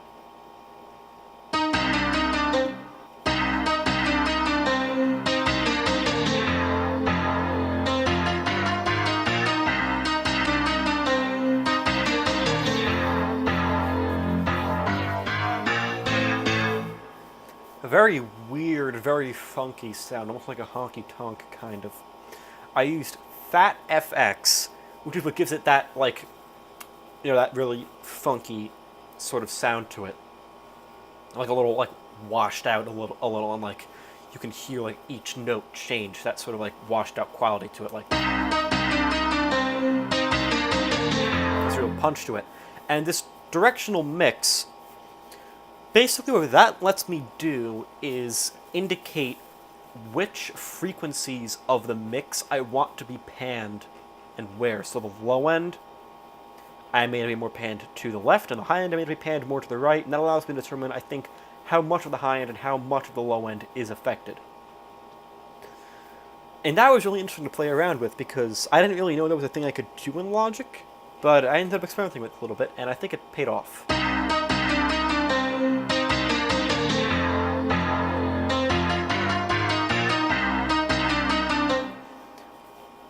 The piano sounds already sort of kind of pan the low notes towards the left and the high notes towards the right. This helped do that even further based on how I messed around with the EQ. And then globally, I put a phaser on the last measure of the track because I felt that was sort of a really cool effect to keep the song going. Oh,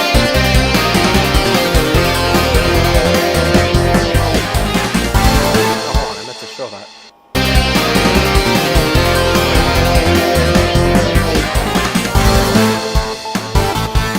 Just the basic phaser sound. Initial sound, I guess. Phasis is like a Native Instruments effect. Like massive. Same company. And then after this, the song goes into a sort of interlude with the Chain of Prospect verse melody. Hold on.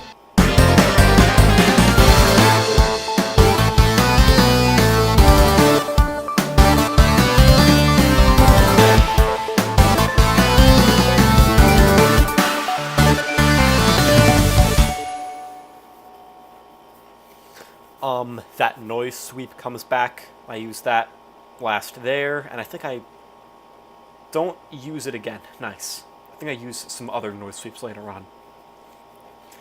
That echoing cymbal comes back. A little, change the way it's panned, and that's about it. The bass, I didn't include the punchy bass here because I wanted the bass to be more subdued in this section. Some of the synth runs I made play a single note so that they would extend themselves and then fade out. The drums I changed around so that they would end at a crescendo, and then around here they would like do a short little fill until continuing into the rest of the song. I brought back the pads from the beginning, the Deeper You Go section. I don't want to meet them, I want to solo them.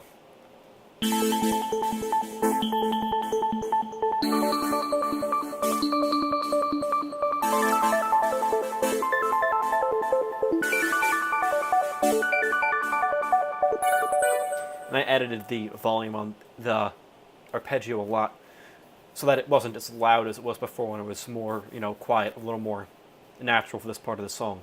And this is a very dominating sort of sound, so I used it in short staccato bursts instead of sustaining the notes for a while. For this, it's the same emotive pulse sound, and I think I cut out the tremolo and the chorus, and I just slapped some reverb on it instead.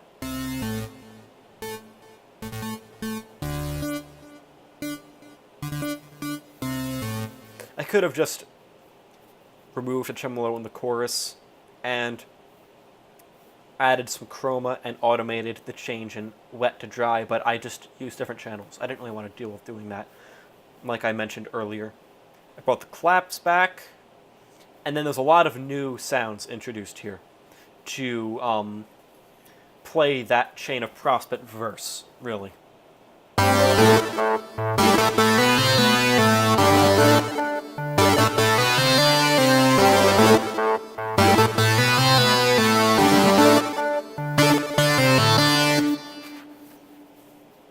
There are three main synths that are playing the melody.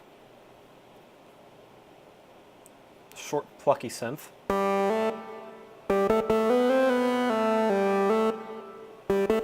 That ordinarily sounds something like this. But I wanted it to have more of a metallic edge to it, and I also panned it pretty far left. And then this synth, which I didn't really edit because I loved the way it sounded immediately. I use this a lot more throughout the song. And originally it was just sort of that, but I didn't really know what else to put in it. I felt like it was missing something. What is Lost in the Mines ended up giving me a, no, I don't want to do that. What is Lost in the Mines ended up giving me a massive synth that he built called MTAHK, because it was made for the song, that had a lot more presence, a lot more power to it, and would help fill in that gap in the mix that I wanted to put another lead in, but I wasn't really sure what lead to use. I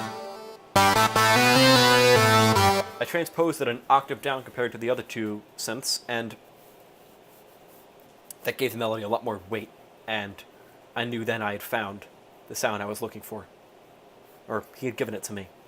And to do some of those sort of like backing sounds, those like brief little chords, I used like these 4 in sequence along with the emotive pulse.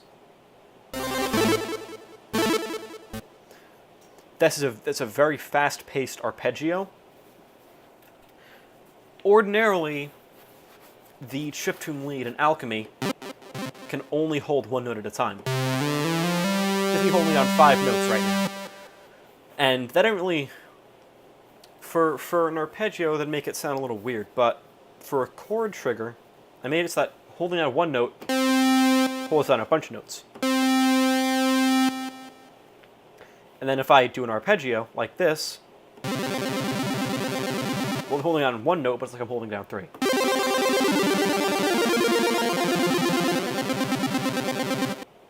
So I only holding down 1 note each here, but you get a lot more sound. And I use that a lot throughout the song too. I have a bunch of different arpeggios like that. And then I have some different electrical pianos.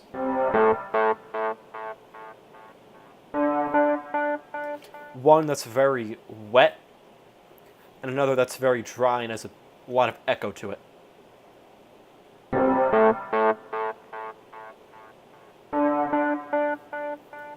Those 2 sort of contrasting elements to the backing. And then this is, sort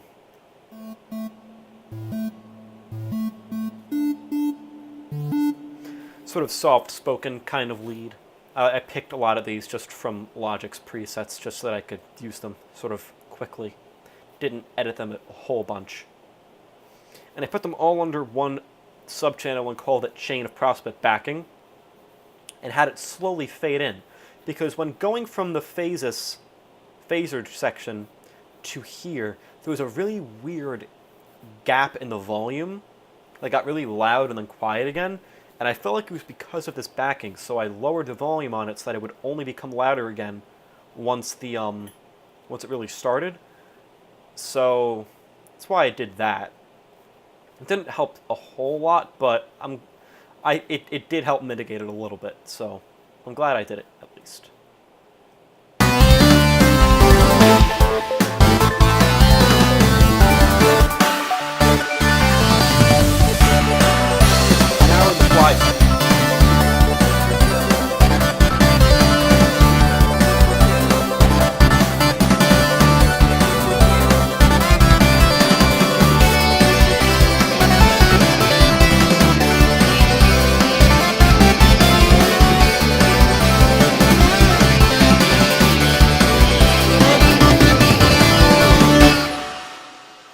This part of the song continues that energy, that groove that the rest of the song is set, keeps it going.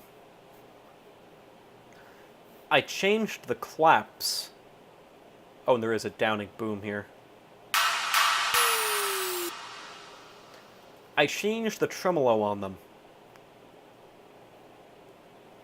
Or actually, I added tremolo to them.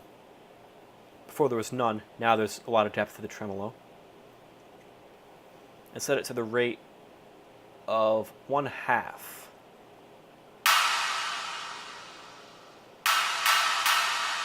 And that basically made it so that each time there was an individual clap, it changed panning. And then I set the panning to center so that the tremolo wouldn't be offset. And I like the idea of having there be multiple claps and panning them in the mix. and then having a final cymbal to go with the final clap.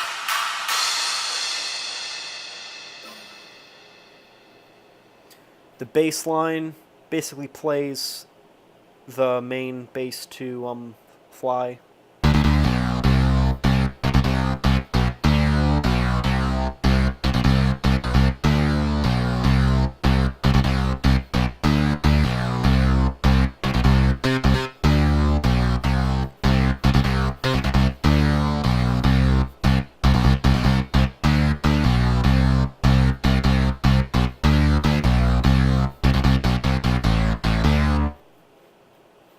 So yeah, pretty straightforward. Basically mirroring the bassline Fly, like I said. This production-wise, the bass stays the same throughout, so I might just not focus on it from now on. The guitar. This is the rhythm guitar that I mentioned earlier was panned right, but at this point of the song, I changed it so that I panned it more to the left. Added a lot of reverb to it, and did its own solo. And the reason I chose this one is because this one, like I mentioned before, had very exaggerated pitch bend to it, as opposed to these main two, which have a very short pitch bend. So I can do stuff like this.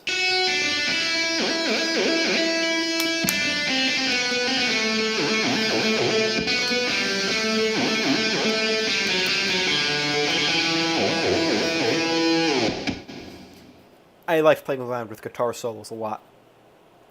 And then here, with the main rhythm guitar, not the main rhythm guitar, the main lead, I had to play along with the synth lead, but I added a phaser to it, like I did with the guitar and Time on My Fries, to give that last part of the melody a lot more depth, because that's sort of how it ends up going in the main song Fly, when Bowman sings those words, and your feet are in the clouds.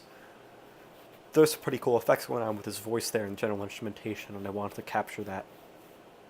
This all sort of is continued from earlier.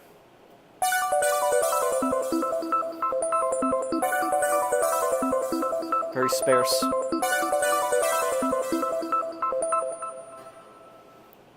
And the drums. At the beginning, I had to mirror the cymbal hits. After that, they do sort of their own thing.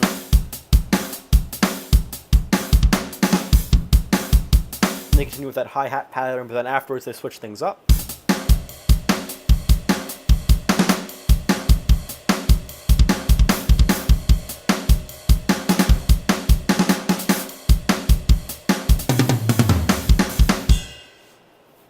It was a lot of fun composing, programming drum lines that are sort of like, matching with what's going on in the rest of the song, but also doing their own sort of thing to give the song some real depth to it. So that, like, the drums don't get stale. Keep them fresh, while also, not making them mess things up. In addition to the guitar up there playing the lead, I also had this,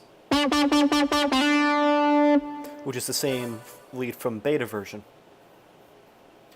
I brought back the hits from before.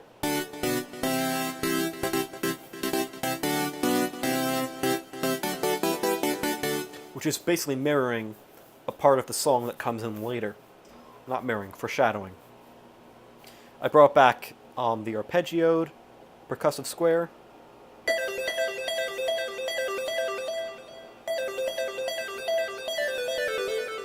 And that sort of goes along with the this part of the song. Where's the bass? Here. Here.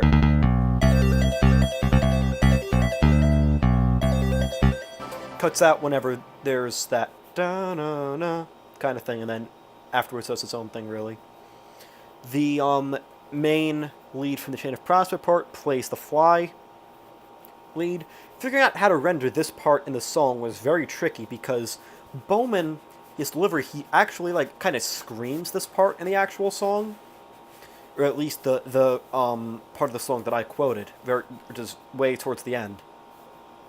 That part, like, he does sing, but, like, these runs are actually kind of screamed, so I figure out how to translate them to an actual melody while keeping it with that sort of, like, you know, frantic delivery.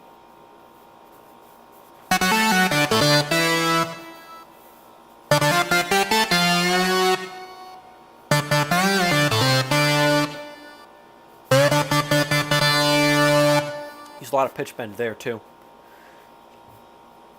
Like I said before, I like the idea of those chip arpeggios from before, so I kept them going.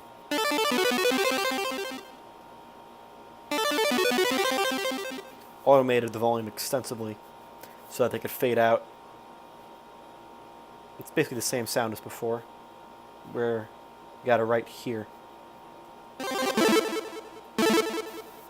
But I think the rate of the arpeggio was less than it was before. It's like, what is that? Yeah, 116 triplets. Before it was like 164 dotted or something. I introduced 2 new pads here.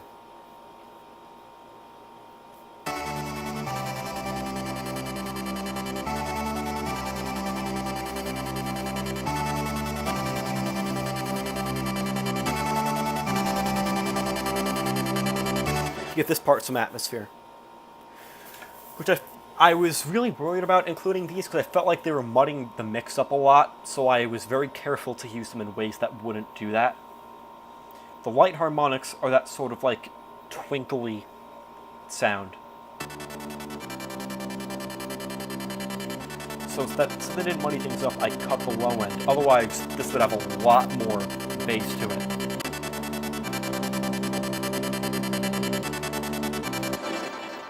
Also, when you let go of it, the fade out is pretty loud.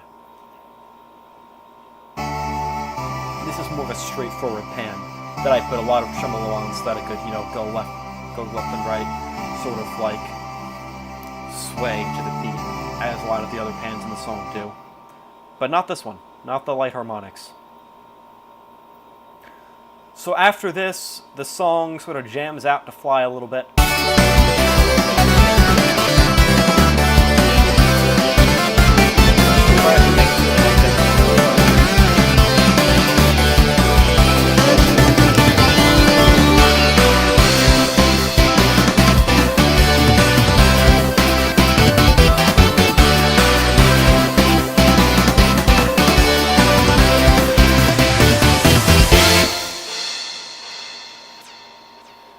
Yeah, things get weird there.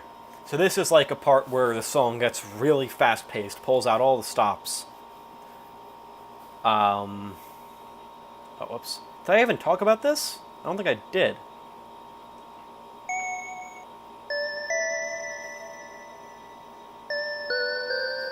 Had the bells matched, like, you know, the 3-note runs that characterize Fly. And then up here,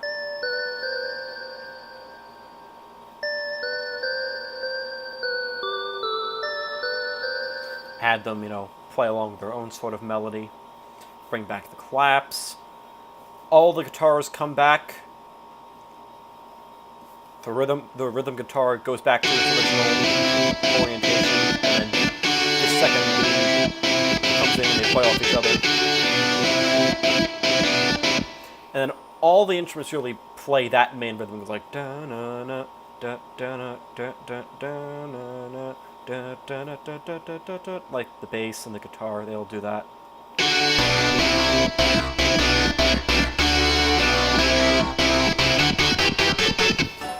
Because usually a lot of the different instruments have their own sort of rhythms going on that are similar to each other, where they play off each other, but here, everything's really the same. The drums go pretty crazy.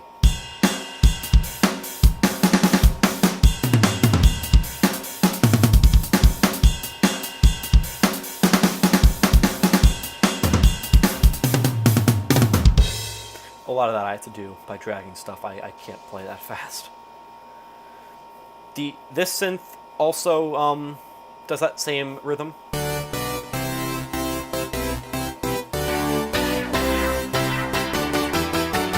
So does the piano from before, that same like sort of wacky piano. the arpeggio.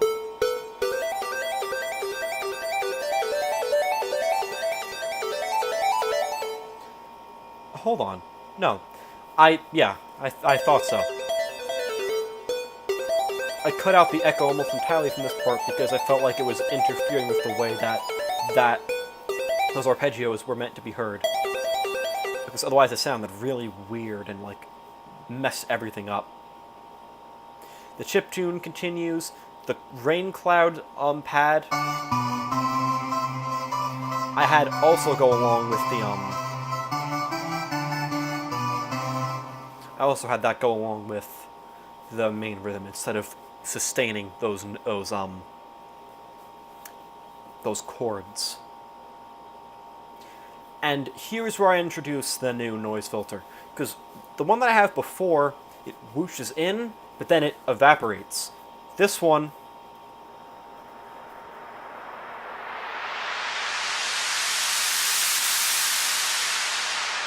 does both. It fades in and fades out. And I think I accomplished that by bouncing a audio file of the right up here, that noise filter, by bouncing an audio file of that and then just reversing it. Playing it and then reversing it. And then I also used another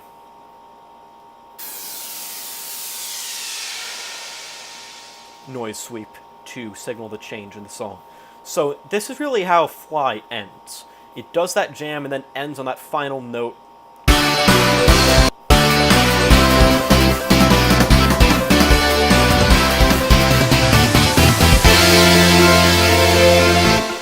It ends on that huge triumphant note, which is why I made that measure right there 3/4, so that it can end and start a new measure instead of like ending in the middle of a measure. And I wanted that part to be in the song, but I didn't really know what to do after that. I knew I wanted that to be sort of the transition to something, so when I decided to put no release there, I figured I will make the key of no release the key of that last note, so that it functions as a transition. And it ended up working out pretty well.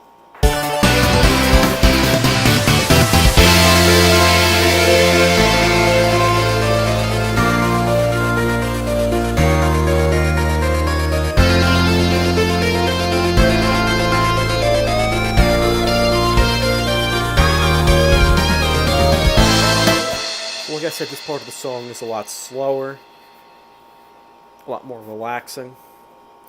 I had the 3 guitars play out a chord to signify like the ending of Fly.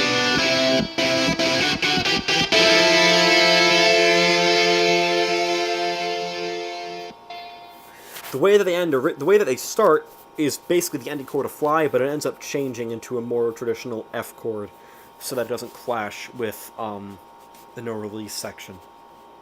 There's a cymbal there. The bells are actually playing Suburban Jungle.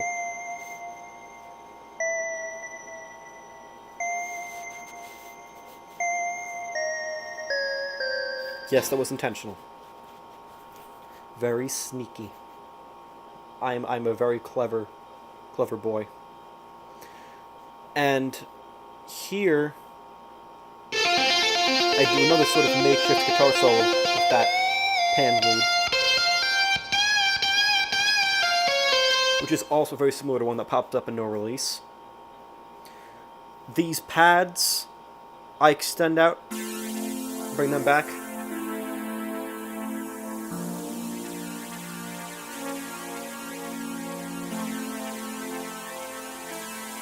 Because I really like the way that they're very airy, very spacious. And that I felt complemented this section quite well. I think this I fade out. Or just does that. Okay.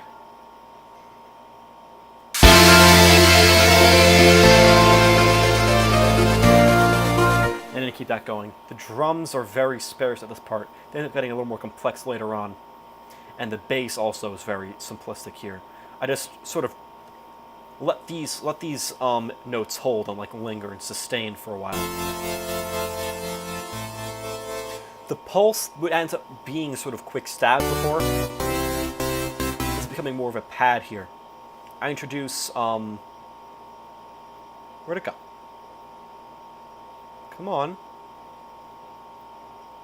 serious? Where is it? Here. There we go. Here's where the tremolo comes in.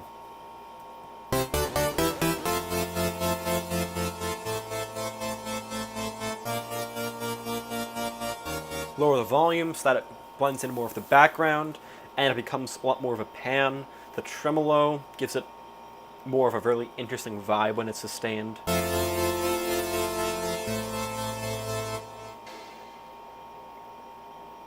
These are just like ways to let these like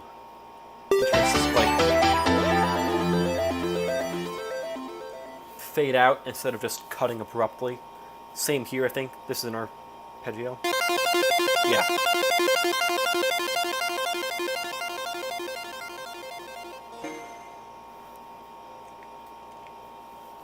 And bring this back.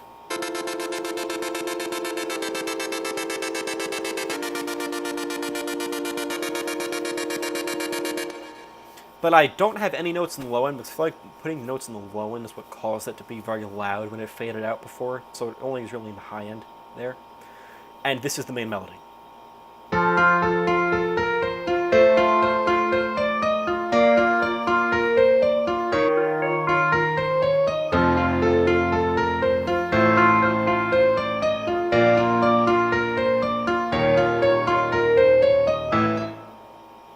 And I had the guitar play along basically with it.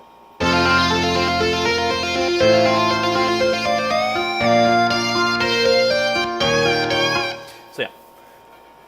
This is a Wurlitzer modern electric piano here that I added a lot of reverb onto, and then this is another grand piano, different from the one before. There's no fat effects on it. It's a lot more straightforward. Bumped up sort of a low to mid and the high end, because I felt like just having it be an electric piano didn't really make it stand out, so I added in that grand piano to accentuate that melody a lot more. And then the song goes from being a lot more slow to picking up the pace.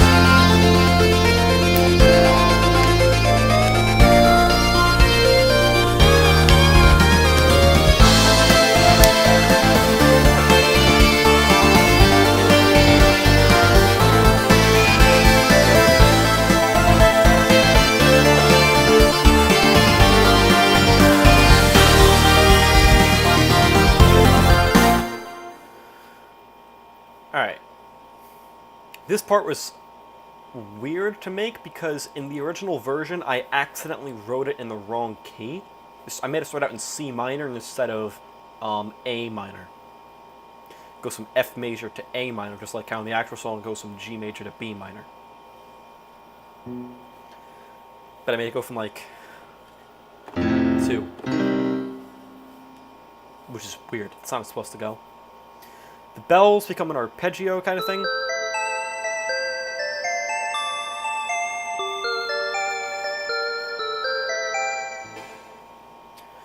The guitar does its own sort of thing. Playing its, like... That's the rhythm, actually. Bring back the wet, and also cut out the low end to the rhythm so that it isn't as, like, brooded in the low end. And so that becomes more of like a solo guitar, not really more of a rhythm. Clap is there. The bass line is pretty complicated here, and the pads start to get a little more progressive in their chords. This part is really a change in tone. Things get more dramatic. One of the things I introduce here are these arpeggiated chiptune leads. Calling back to that idea from before, but I use them a lot differently here.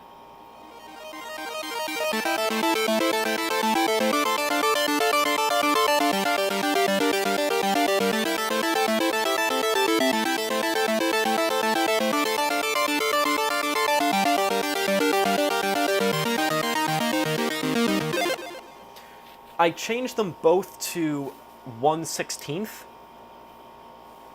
This one plays like the same as before, but now it's like at a slower pace, and this one plays like descending minor seventh. So C, B flat, G, E flat.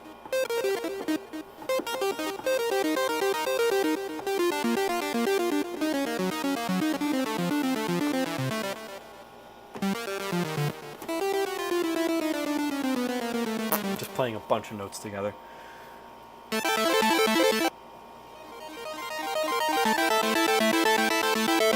So by making one of the runs be 3 notes, one be 4, they didn't completely intersect like the same way. Like one complete loop would begin before the other one ended. So like it was very like variable the way that the two played off each other, and I liked that kind of thing a lot. These pads say the same. Really, the pads, once I explain what's happening with them production-wise, like, you know, there's not really much else to say, because they sort of just, you know, play along with whatever the main chord progression is at the time. Oh,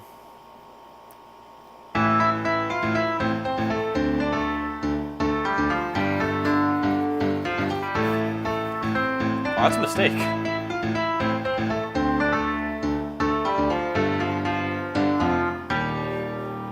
I did use the piano to, like, accentuate the low end, especially here. You see it goes really far down to the low octaves there. Here, I did lower the volume of the Wurlitzer and the Steinway to make way for a different lead that I added a chorus to. The mix is pretty dominated by that chorus, actually. I wanted some sort of like a Vox kind of lead for this part. Ordinarily it sounds more like this. I wanted it to be more like a synth than a Vox, while still retaining that Vox-like quality. If that makes any sense. And here, I wanted to include some of the, like, sort of harpsichord-like sounds in No Release, because there are some moments that make it sound a little like a harpsichord. So I panned that very far left.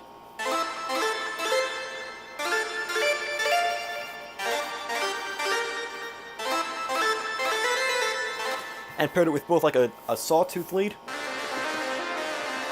that has the low end almost entirely gone, a lot of reverb, and some echo to it that's not incredibly noticeable, and then a harpsichord panned very, very far to the left with the low end almost entirely cut out there too. This isn't that noticeable. This section ends on a very, very loud chord.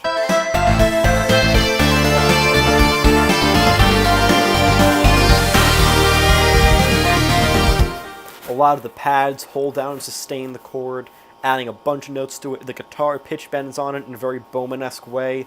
You have a noise sweep there to accentuate it even more.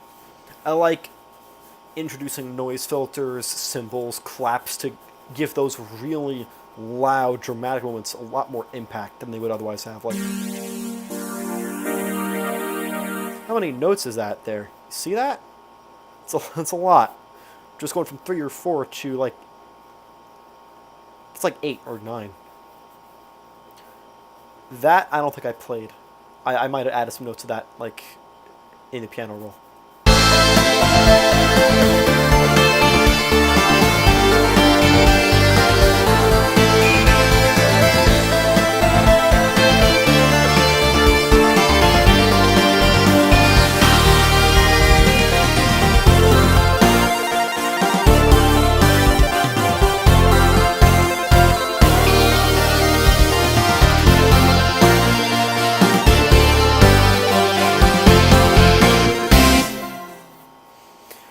And now this is the part of No Release that's like basically the chorus, where he ends every chorus by saying No Release or like some release, you know, in some way. And it's has like a really nice bounce to it, where it's like, you know, sort of the same progression but like transposed in different keys with like da na da na da. I like that kind of thing a lot. And you have the Vox, the Steinway, and the Wurlitzer all working together for the melody. The arpeggio goes from being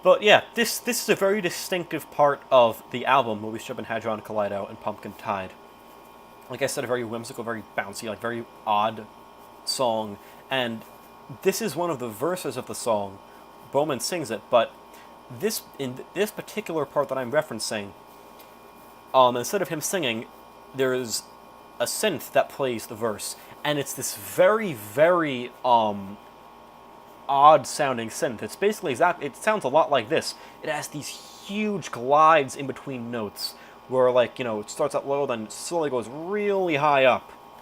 And it's a very distinctive sound, and I knew I wanted to quote that part of the song, and I wanted to get a lead that sounded like that. But how to do that? First, let's look at the other stuff. What else is there? These bells go along with the bells in Pumpkin Tide. There are these sort of bells that like play some chords like that.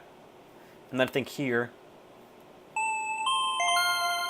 they go along with other parts.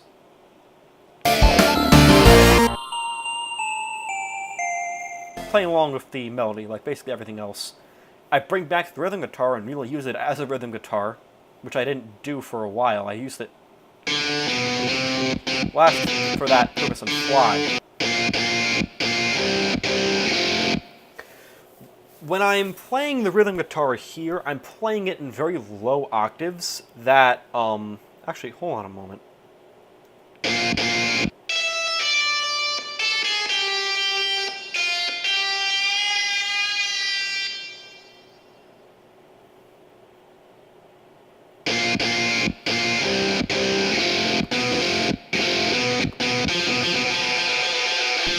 Okay, I guess that's how it normally sounds. I'm playing it in very low octaves. Like, this is like...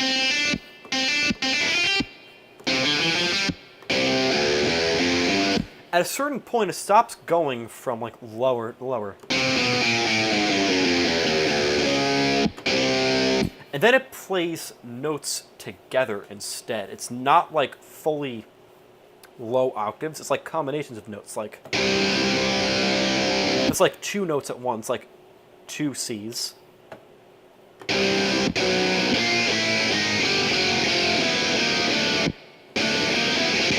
Like power chords, basically, is what they are, and I use those in this section. It was something I noticed that was a thing, and I didn't really think about doing until I realized I could do it, instead of, like, you know, playing... That sounds a lot better. For the purpose of rhythm guitar, at least. The bass is pretty straightforward. The bass drives a lot of, like... The bass and drums were really what I tried to hammer out first in producing a section of the song, and from that I would figure out how all the other various pieces of backing followed, because I already knew what the melody was, and I would design the bass and drums really around that melody before even writing the melody out, because I knew how it sounded in my head. And then I typically did the melody last, once I figured out how to make it fit with all the other pieces of the backing.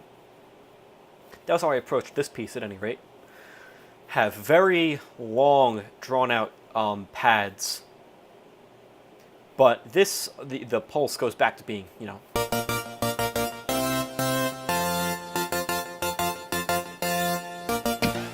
being a lot more of a staccato-sounding synth again.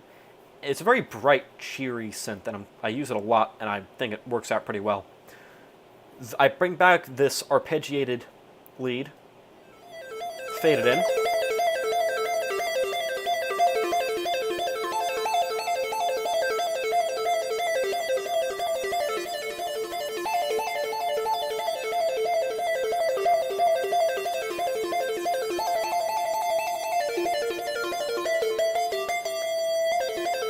And I really did that by just drawing in a 4-note run in the piano roll and looping it 4 times, and drawing in another one, looping it 4 times. I didn't really play it that fast, regrettably. And this is around the time where I start using the rising high synth lead, which is from all the way back here, the Chain of Prospect / Fly lead, as its own pad. It has a really nice LFO to it that I liked a a lot, and I wanted to use in the mix to give it more texture. You know what I mean.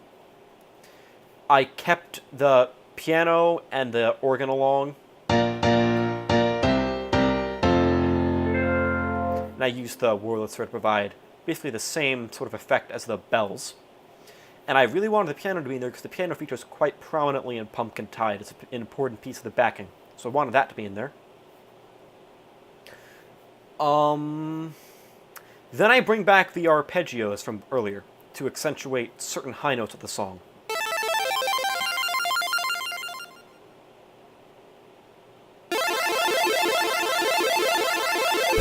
That's like a very dramatic extended chord at the end.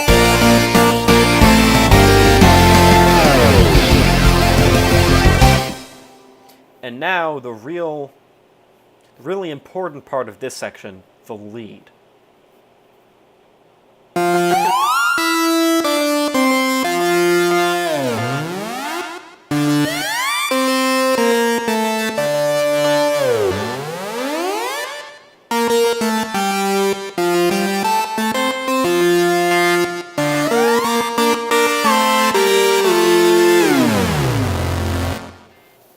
A very distinctive sound, very chiptune-like, metallic, incredibly slow gliding. How did I do that? Wait.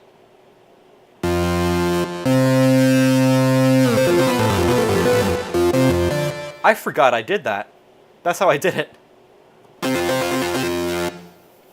So I had a chord trigger. Like what I used for the other chiptune arpeggios. Where are they? Up here. So this one. Why is it showing that? Stop that. Stop showing that like that. That's weird. Okay, but basically it's doing.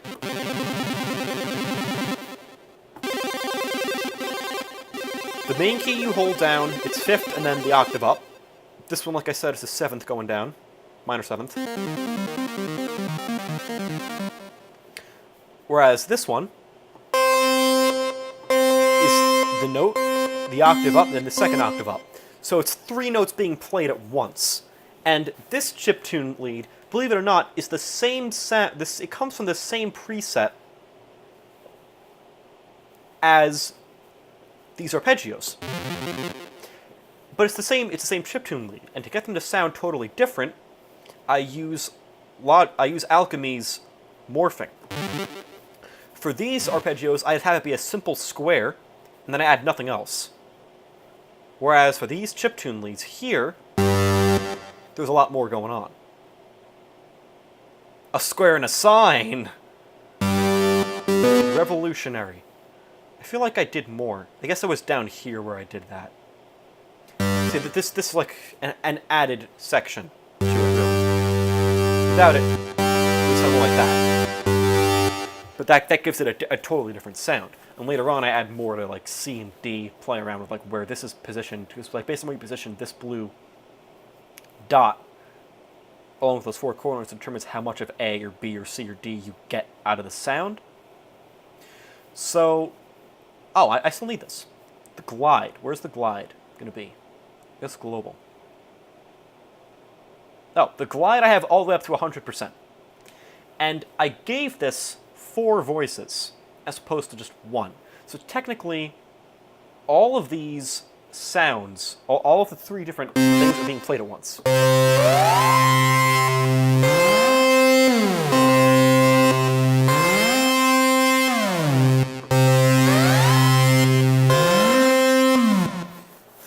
It's really weird effect. So it's like when you first hold down a note, all of them are playing at once.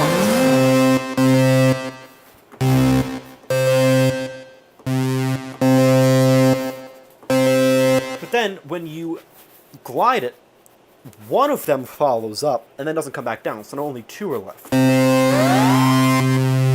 then from there, when you glide it, only those follow.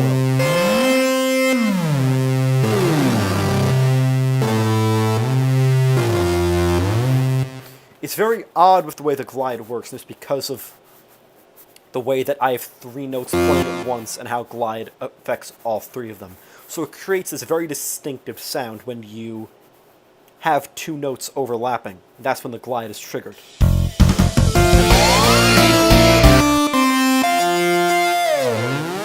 Like I mentioned there, it's like one of the notes goes down, but then doesn't come back up, but the others go attached down to it, and then they glide back up. And then I have a sort of harmony chiptune lead there with a different EQ to it. This I have cut the low end and the high end almost entirely so that they're not very loud, because these are very loud synths. So when they go down to the very low end like that, they are very bassy, so I cut the low end on both of them so that they wouldn't occupy the low end of the mix too much. This part right here is a single note echoing with no dry and all wet, because originally I had this be that when it would go like do na na na na na, that final note, it would stop and then it would echo. But then someone said you should probably make it sustain the note instead. That would probably sound better. And I tried that, and then I tried the glide stuff that I mentioned earlier, and I felt that fit better, but I kept this in the mix anyway. Because I kind of like that too, but I cut it out. Like, it's not cut it out, cut it out's not the right word. I made it quieter. Alright, now what? We are at this part.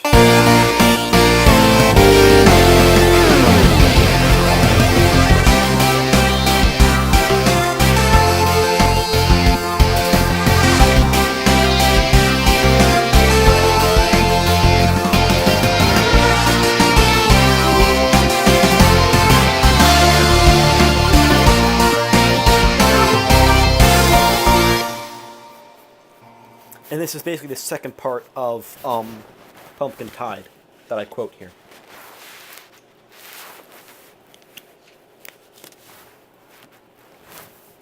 This occurs basically after every verse.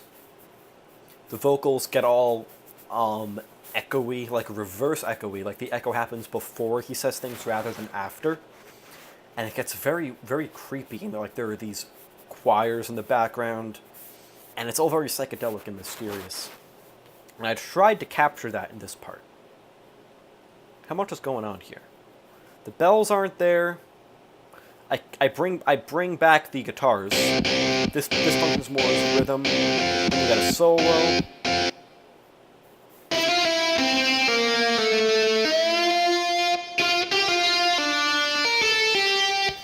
Pitch bend I used extensively, if you couldn't tell. I also did use the claps. But now, instead of using the tremolo on them, like I had shown that I did before, where is that? Here. I cut it out, and the way I pan it now here is I automate the panning like that. Because tremolo was proving too imprecise for what I wanted to do for that specific clap, so I had to automate the clapping instead. The panning. Bass, the drums. The drums here are very like slow, but still have some complexity to them.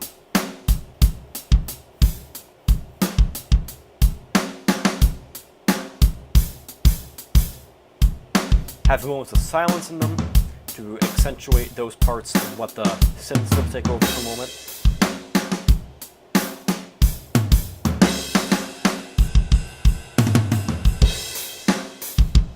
There I put in,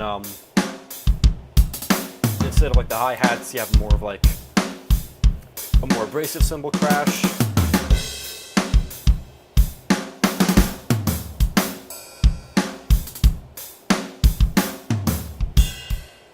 And that part, that's basically the end of the drum beat, and there should be like a short cymbal hit around there, right there, yep. And this is, continuing the same sort of stabs as before, going along with the chord progression. Here, the arpeggiation becomes a lot more slower.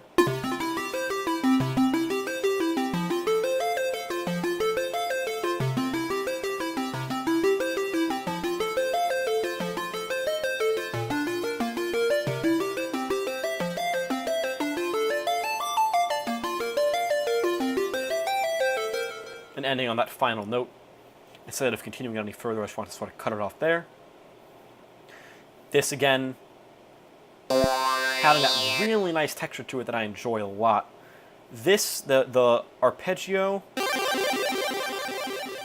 I included to, like, again, accentuate certain brief moments of the song, to give them a lot more impact. I brought back the Rain Clouds pad after a while and didn't use the Luminous Sweet pad, which has more of a rich tone to it. This more focused in the mid, whereas the Luminous Sweet pad I feel is focused a lot more on the high end. And the pianos play the melody, but I introduced two new synths to play the melody as well, as opposed to the Vox-Box lead from before. You have a Vox-like lead.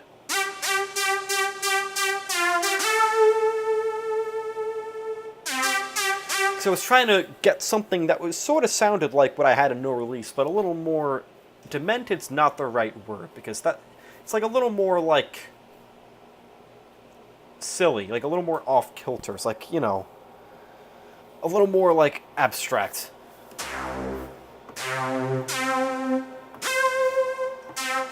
Yow verb. Otherwise, it sounds more like an ah. That has a lot of vibrato to it, though. I don't really want that, so I made it be more straightforward like that. And then I have a crackling lead.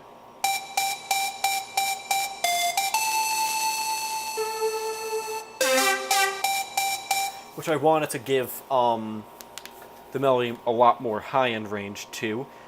And I liked the way it sounded, but when I held notes for a while, I didn't like that it stayed the same, so I cut the sustain on it quite a bit, so that once I held the note long enough, it got quieter. As opposed to having, like, automate the volume every single time. I wanted it to be quieter. Simpler that way. And that helped make that sound be a lot less overpowering, and I think find a good spot in the mix. And in the same way that Bowman made his voice do like a sort of reverse echo thing, I bounced select notes of the Vox-like lead and reversed them, and put a lot of echo on them too, so that this sort of effect happens.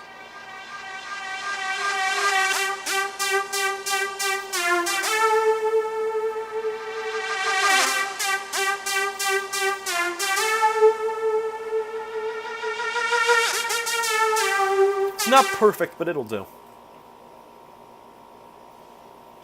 And then I have like some brief sort of little hits to round out that part.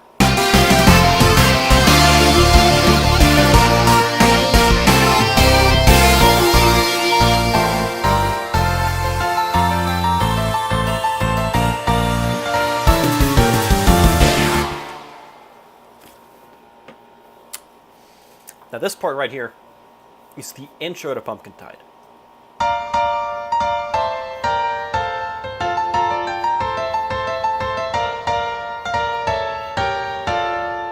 It continues on for a little while and it goes into the actual song proper, but for here, I wanted to call back to it to then resolve on a different chord and introduce the next song, Lies with the Sea. So to do this brief little transition segment, I extended some of the instruments, like the rain clouds. They fade out by cutting out the high end. These I just lower the volume. What else goes on? This just like does a quick little stab. The bass and the drums are what really continue here, in addition to this pad. Which I do bring back. And the bells too. I originally wanted it to be more just the grand piano, but then I liked the idea of having that final run be accompanied by a lot of other instruments. So, oh yeah, I forgot I included this in there. That's the Sawtooth lead from all the way back from No Release. It plays along sort of an accompaniment to the piano lead there. I bring back the chiptune lead from Pumpkin Tide.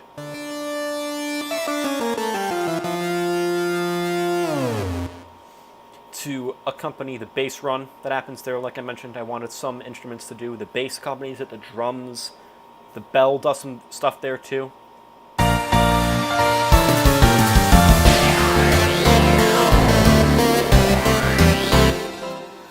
And that's pretty much it for that section. And then you have the noise filter that comes back, which I actually end up doing a lot of automation on, volume-wise, to make sure that it sounds smooth. There too.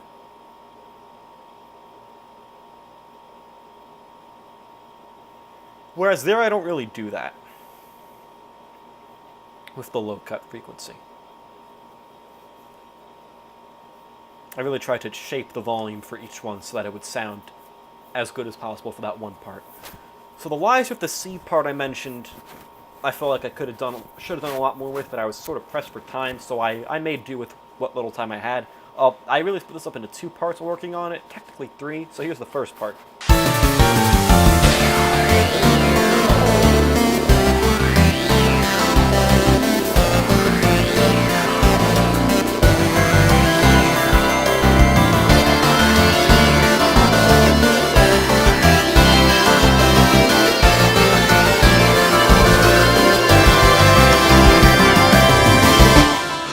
A lot is happening here.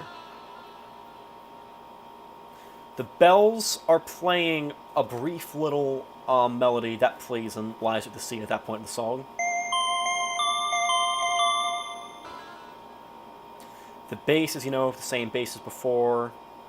The pad is doing the same stuff as the bass is. The drums become very, very quiet here, and they focus more like drumstick hits instead of, it really avoids the snares at first. Then it gets a little more and more intense until they finally come back. And I bring back the electric buzz from beta version, those sort of reverse pads.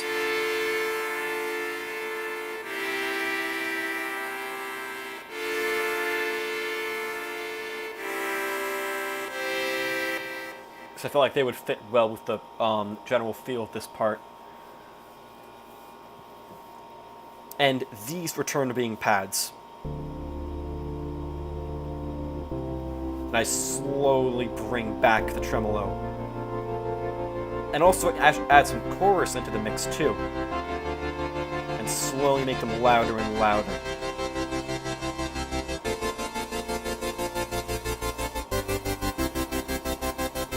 Did a lot of modulation in that part, but I think that paid off. Automation.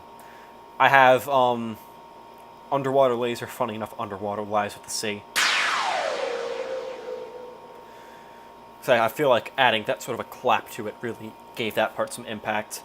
I bring back the emotive pulse from all the way back here.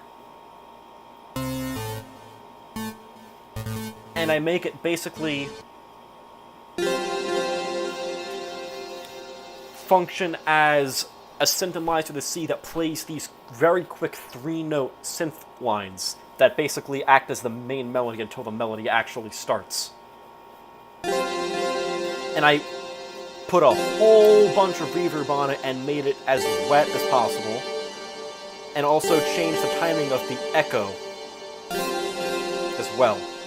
I actually tweaked the EQ here quite a bit. Here, look at how it changes.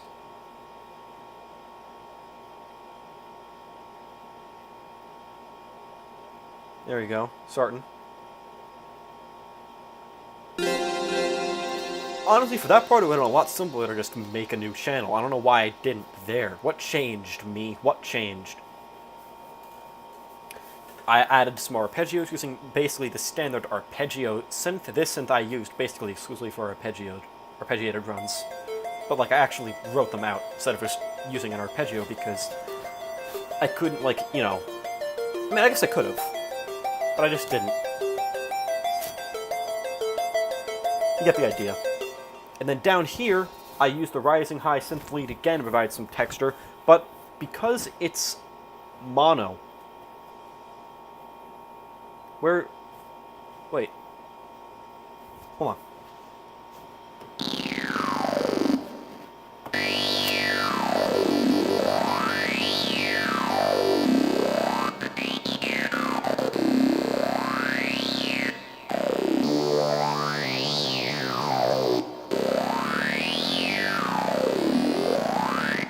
Why does it say that there are 16 voices allowed and then only plays one of them? I don't remember why that is working like that. That is odd. But basically, only one sound was allowed to play... Oh, am I looking at the wrong thing? Is that why? Yeah, I am. As you can see, there's only one voice allowed at a time. So to do some pretty interesting things... I basically held down one note and then played another note on top of it, so that it would have to oscillate between them, like this.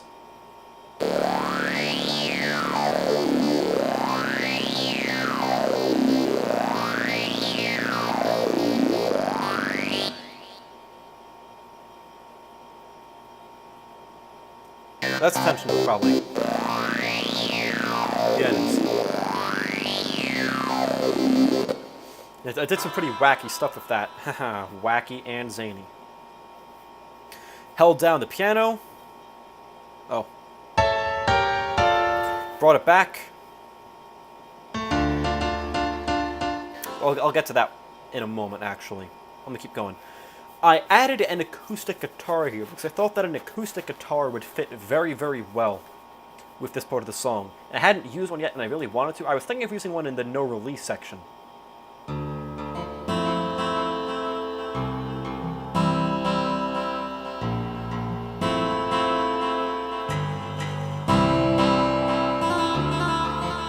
I spent a while trying to find an acoustic preset that wasn't complete ass, and then once I found one, I put a bunch of reverb on it, a bunch of echo on it, and a slight phaser on it to make it sound pretty cool.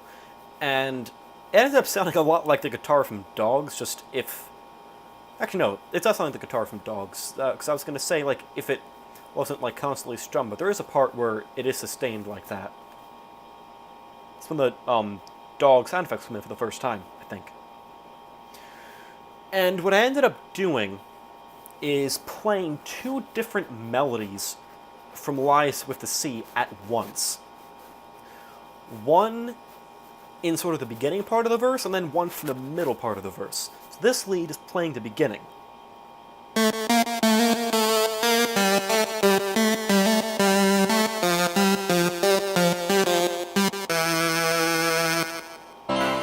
And this one is playing along with it, because it's like it's in its own original tone.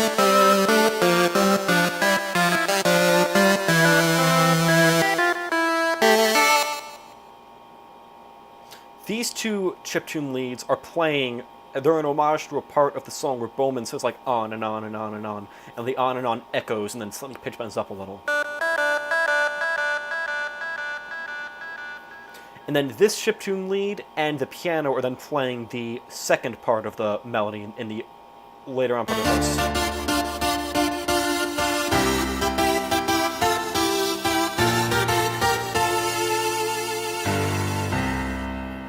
And I use some volume modulation to make those parts basically fade out a little.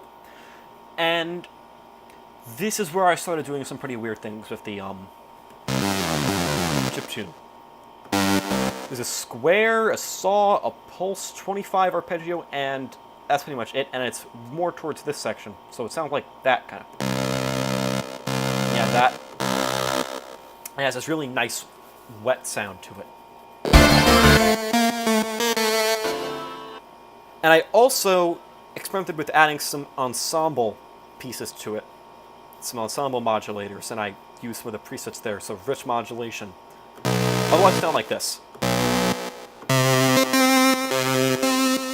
That made it sound a lot more like detuned almost and wavy. This sound, I got rid of the saw, added a metallic 05, and then added a big and dirty, which is like in the complex section, yeah. There are a lot of different things you can add to it. To basically do whatever the hell you want, really. I haven't even used most of these.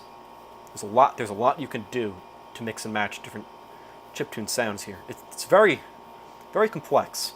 And then here I added a grind to this one.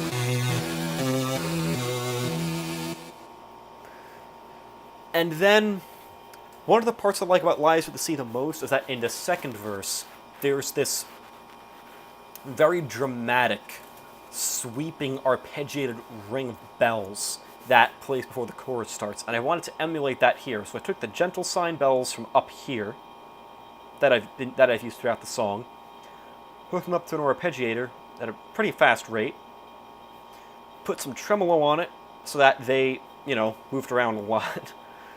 But whereas the other pads are like 1 bar, 2 bars, this is at 1/2, so it goes at a faster clip. And then, here, with the EQ, check out that.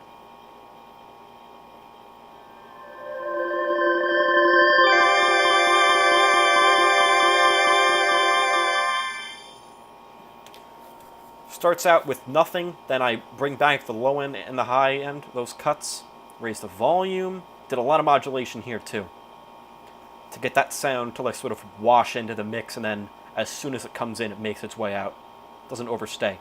And the second part is the chorus of the song, my heart lies with the sea, my heart lies with the ocean, that slowly gains in tempo until it ends on this final chord, and that's the beginning of the end.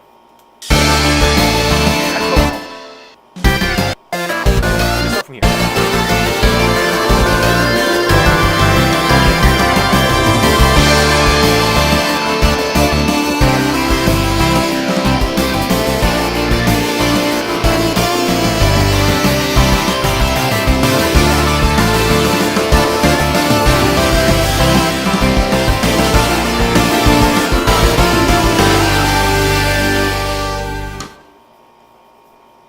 So I use all the chiptune leads from before to basically, instead of playing different melodies, now they all play the same melody. But like, they add on to like the chords and stuff. I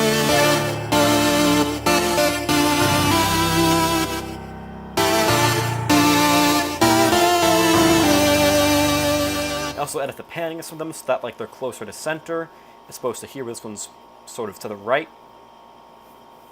And I added the volume too, because originally the problem with this part was that the synths were all too quiet in general, so I had to boost them for the final version. This part of the song, really everything starts to get really hectic. The bells come back.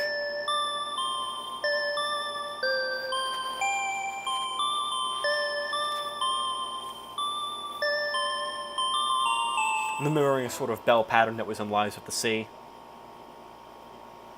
The rhythm guitar comes back over some pretty long sustains there. Other than that, that's really the only thing that the guitar does there. The bass does pretty nice bass line. The drums get very frantic.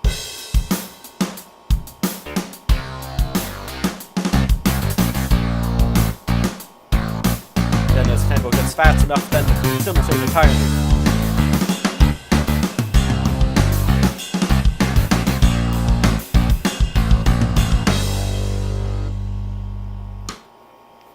Pretty happy with that part.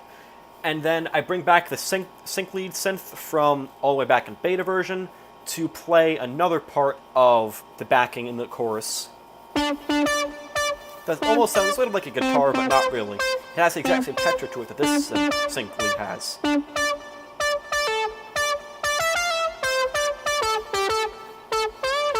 use some pitch bending too. The electric buzz starts to get louder and louder. Same with this. I'm holding all the synth pads out for as long as I possibly can. Continuing that, continuing the arpeggiation here.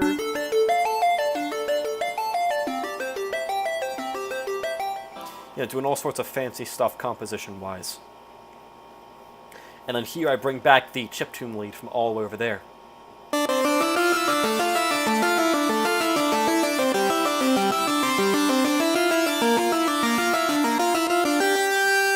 I change his panning ever so slightly. And I take care to make sure that all the notes being played don't overlap. Or if they do, then they're notes that are very close to each other, so that there aren't massive changes in the glide that would throw off the melody that I'm trying to play there. And then at the end, all of these converge on this final chord.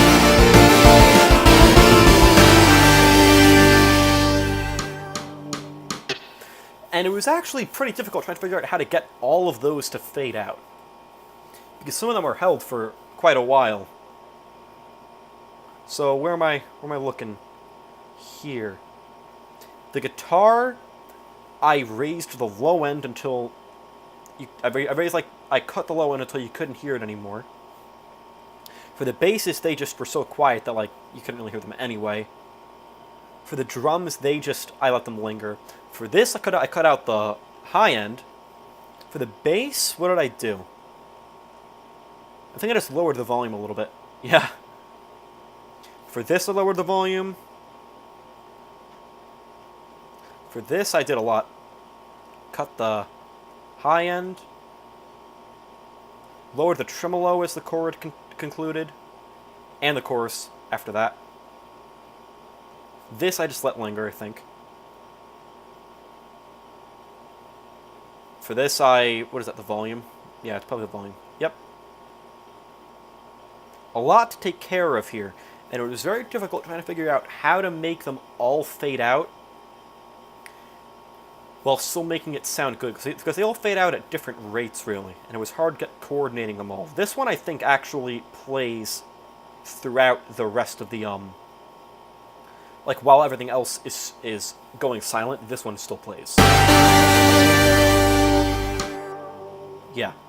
And because the ensemble has, that nice wavy feel to it, the, pitch is slightly detuned, that sounds really nice.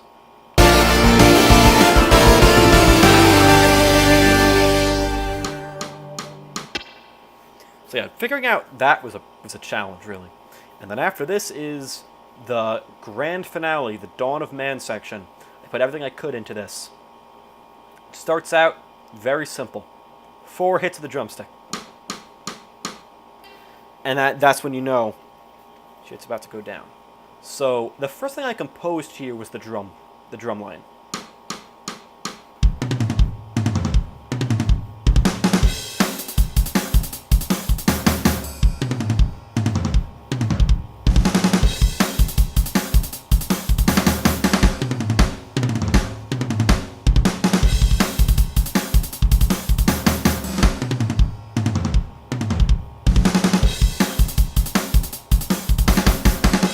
And the reason there are no cymbals in there is because the cymbals I actually ended up using down here.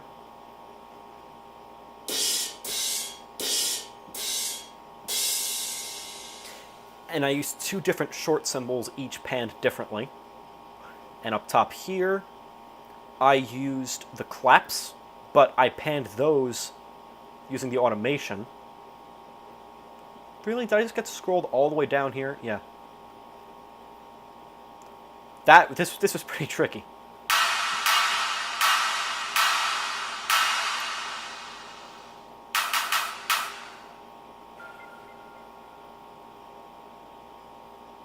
And then I think that was it. Oh yeah, to start out the section, I used 3 different Downing boom noise filters, and that's really what I did to start out with. I just did those drums.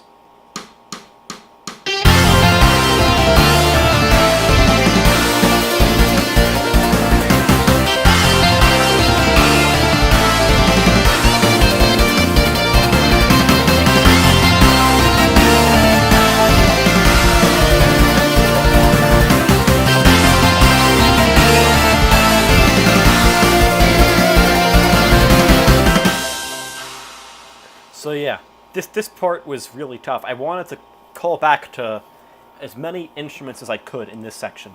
So I brought back the chimes, and I brought back the sign bells. But remember I mentioned the glide on the chimes functioned kind of weirdly? So if I played this, you'd hear that it would get really warbly those first few notes because it was still adjusting the glide. So I just mashed a bunch of notes here and set the volume to nothing. So when I finally played these notes, there was no problem. Which is a really weird way to fix it, but it worked. So, whatever. And this is, why is there just a silent section here, whatever? The lead guitar basically comes back in full display. This is the same lead as there was in, Dawn of Man, the section of Dawn of Man.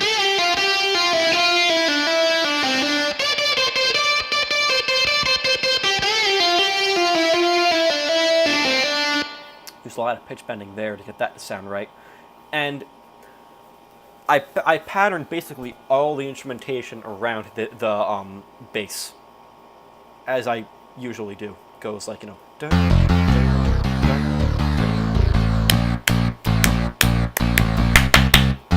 That kind of a rhythm to it, which isn't really normally the rhythm of how Dawn of Man goes, but I wanted to put that nice little spin on it because I thought that would sound great, and it did sound pretty great.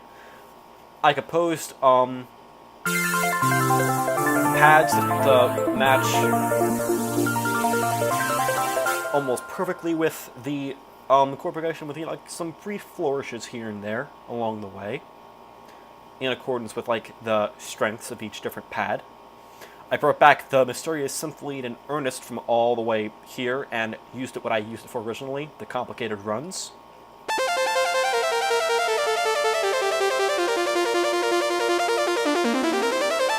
I did not play that. That was done by dragging and dropping notes. Gonna admit that. I could not play that fast. This I did play.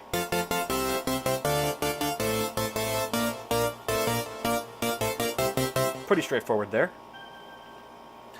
And this, you know, the same sort of idea as before with that one. The cymbals I already mentioned. The piano I brought back, so I wanted to conclude it with a really hard-hitting piano.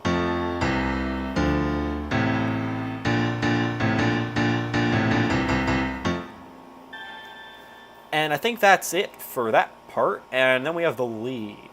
Oh yes, the lead. So I reused Mind's lead from before that he gave me all the way up top here in Chain of Prospect. Where's Chain of Prospect? Right up here. Same thing. Except I changed the EQ a lot. Before there was no low end, I accentuated the high end considerably, and now, down here, the mid-range was really accentuated, and I didn't make the high end as prominent.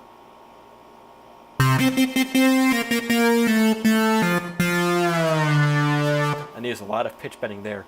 And then I used another chiptune lead, but that I think this has like a very high pitch. Yeah.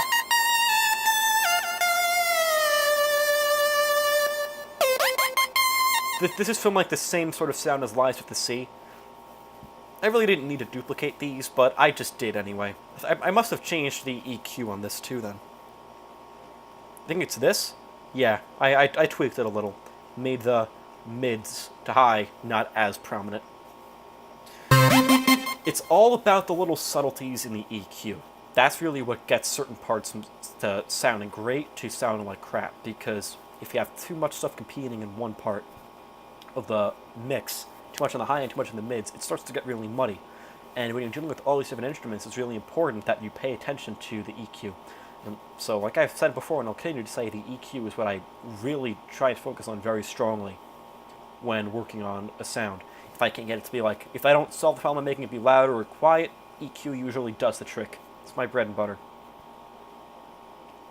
So that's it for this section. And then it goes off the rails.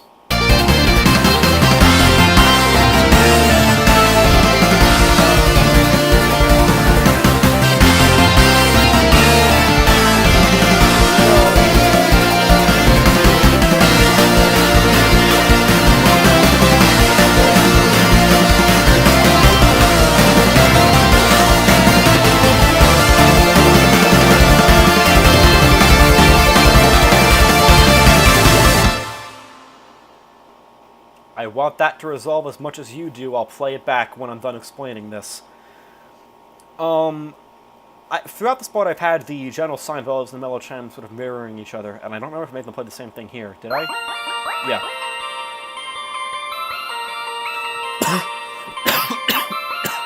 My voice is getting hoarse from talking so much.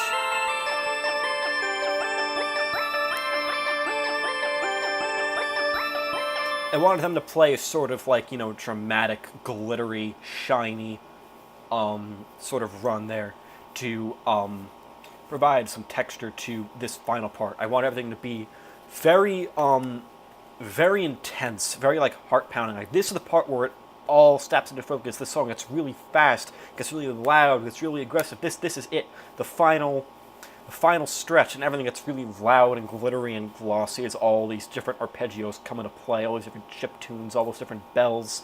I literally included all the bells and whistles in this section. And the claps continue the same sort of pattern. I think I automated the panning there. Did I? Oh no, that just stays, I think, at center. Alright, that's fair. The guitar. It's a final guitar solo that ends on this climatic note. Oh, whoops. And I have the left pick bending here.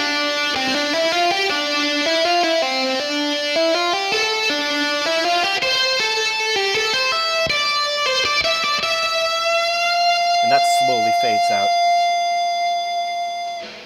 But I held the note for so long by continuing it through all those legato notes that it cuts out.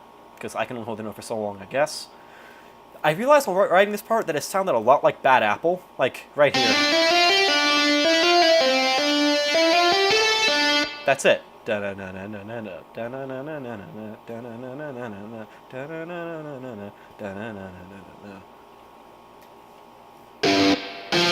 Hold on.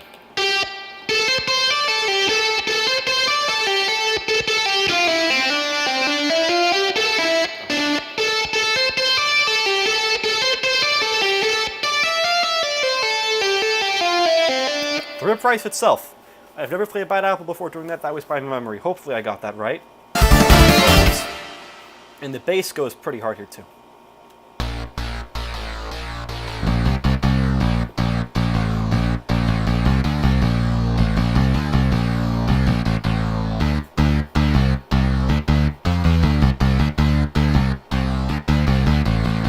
Oh yeah, there's another part of the bass I'm really proud of here. Usually I make the bass sort of stick to the melody, but here I made it do its own thing. I liked the way that sounded a lot when contrasted with the guitar. Hold on. No. There we go. Here.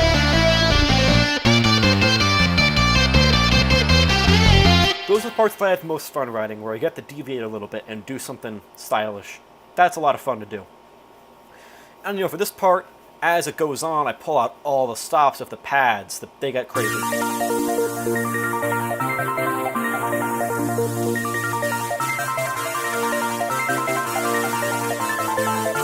higher and higher.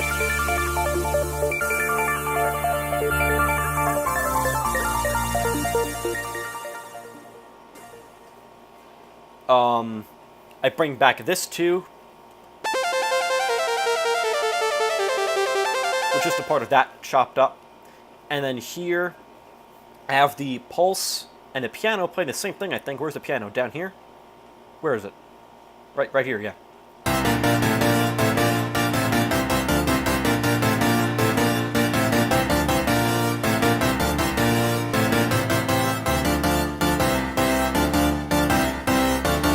You get the idea. Sort of going on with the bass line. This is doing its own arpeggioed thing.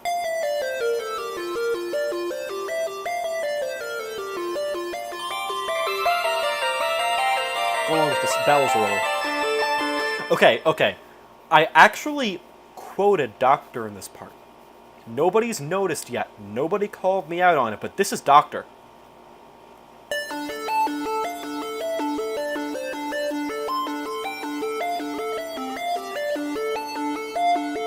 I didn't mark it on the references, but it's there. and it will haunt you until the end of time. It's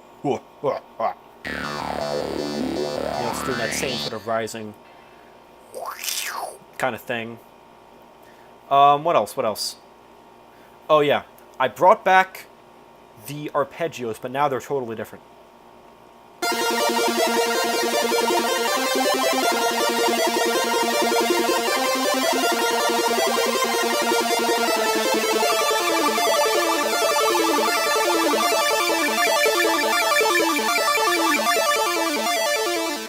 So for here, it's not really an arpeggio, and I'm just playing the notes, but this is an arpeggio, and it's very, very, very, very, very fast. What's the chord trigger here?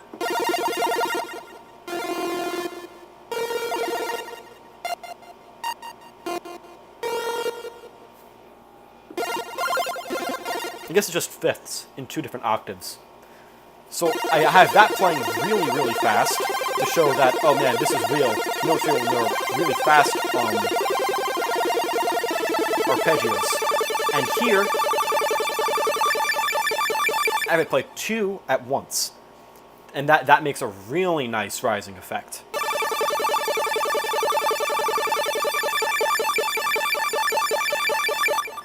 And then I bring back the bell arpeggio symbolized with the C as well. And that tremolo is pretty wacky. That, yeah, I boosted the rate on that so it's oscillating a lot faster. And all those things combine to create a pretty climatic final chord, I think. And then I bring back the noise filter too, and what else is there? A cymbal, stuff like that. So here we go. Let me go back to here.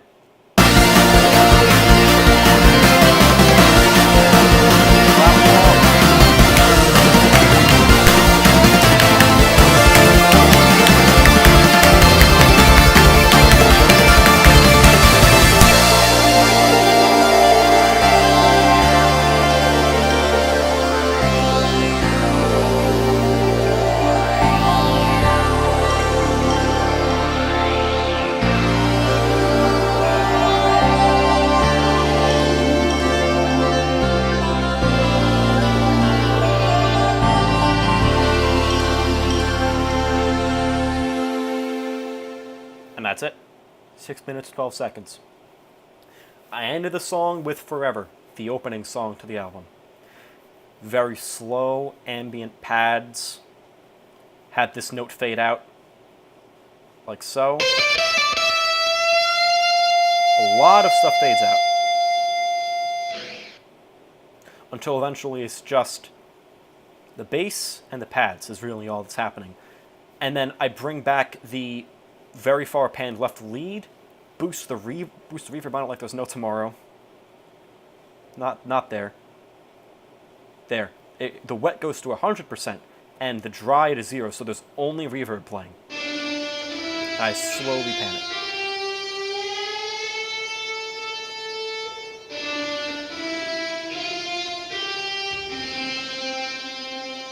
And that's a guitar run from Forever.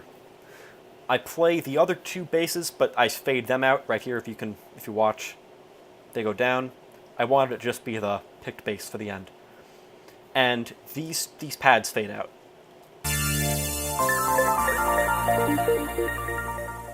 Maybe I should have let them stick around for a little while longer. That might have been pretty cool. But as is, I think I have a good mix of stuff. And then a climatic final note. This fades out by cutting the high end. This, I think, just slowly fades out.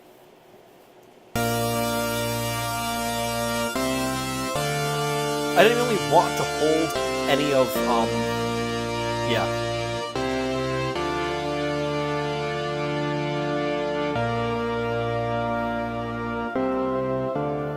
I didn't really want to hold any of the pre-existing synths except for the new ones, but I did like the way that sounded when held with the other ones, so I kept it around. I really like that texture. It's great. The Doctor I faded out. This I kept around too, the Rising High, because I like that texture a lot too. Like, listen to this. This is the guy... Yeah. I cut the high end that too.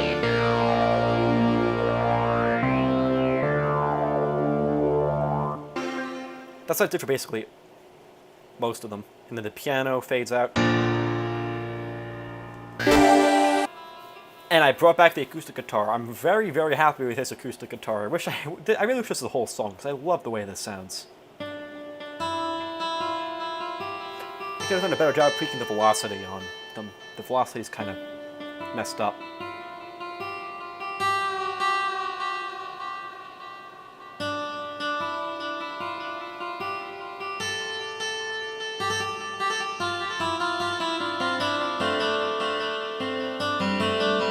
I love the way that echo sounds. That echo's so good.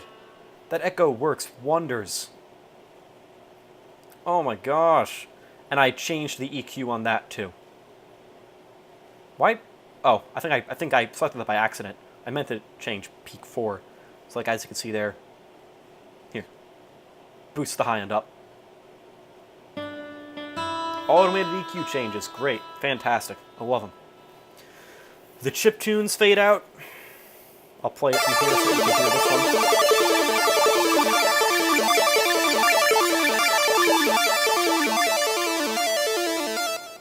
And then it's the main instruments that comprise Forever. The pads and the percussion. Originally, it was just this pad. Drifting in hyperspace. And I loved the way it sounded, but it felt like it was missing something. I don't know what that something was. So I found this epic swell.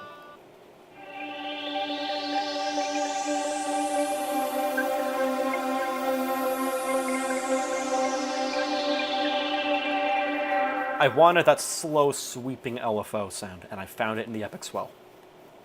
It sure was an epic swell. It lived up to its name, and I edited that a little. Ordinarily sounds like that. But I changed it more so that it accentuated the swell. And then, the way Forever works is that it starts out with those pads, then the bass comes in, and then other percussion elements come in, like a string of 5 bells, and then a xylophone-like sound.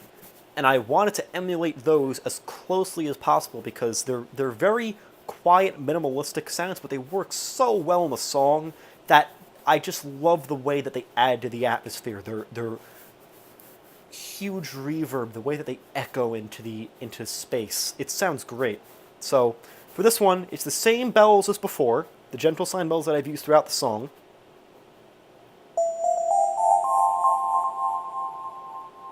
But now they're more resonant than before.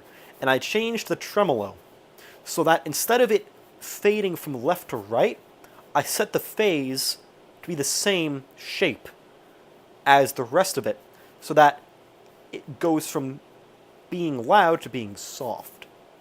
And I set the rate to something not with the rest of the tempo, not totally like it, so that it has a very odd, echoey sound to it, separate from the actual echo. It's like... And then for the xylophone, that's just like a standard xylophone with some chorus on it, and then some echo.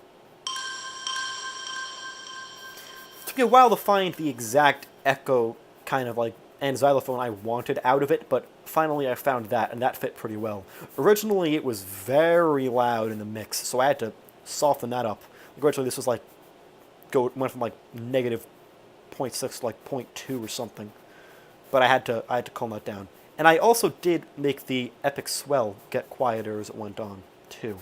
So that you could just hear the drifting hyperspace. I think because the fade out on the epic swell would have like been too overbearing on the rest of the other instruments as they faded out. And then to end things, I did just a hard fade out of the song. And that is basically everything. I didn't really go as in-depth as I could have with the song. I could have spent a lot more time focusing on all the different individual melodies that I wrote for the bass and the drums and the guitar and stuff. And I worry that this video might not have been that informative and that I was just sort of listing things without really explaining them. I hope that I was able to explain some things well. I recorded this video and that you learned something from watching this. I'd hope so, because otherwise then what's the point? But I was expecting people to like this song. I was not expecting this many people to like this song so much. This has gotten such a hugely positive reception. And I'm just very, very grateful that you all enjoy this song so much as I enjoyed making it, at least for the most part. I did not like some parts of making this song. At some points I was stuck. I didn't really know where to proceed, but I had my friends who helped me get through it. And shout out to all you guys. You are the best friends I could ask for, really. And I'm grateful to know you all, and for you to give me your support, and I bless you with this great music. So, I guess that's pretty much the end of this video. Not really sure what else I want to say. That's all I have covered about the song. I will say, actually no, I'm not going to say it. I don't want to spoil things when I shouldn't be spoiling them. I will say, this isn't going to be the end of my time making a Mobius Strip and Hadron Kaleido related songs. I have at least one more planned in the future. So expect that at some point. That'll be pretty cool when it happens. And that's pretty much it. I already have an idea for the next video lined up, and I don't know when I'm going to record that, but that'll be at some point soon, most likely. And I hope you enjoyed watching this. If you have any feedback for me at all, like anything I could do better, let me know in the comments, because I would really appreciate that. I'm still very new to this, and not really the best at it, most likely. So just let me know how I'm doing, and what I could do to improve, because I would really value that kind of output. And I'm probably just going to stop talking now, because my voice is, like, actually gone. It's a miracle that I'm speaking right now. It's a miracle that I'm even alive. So, thanks for watching this, and I hope that you watch any future episodes I will make. And there will definitely be at least one more in the future. So, see you then.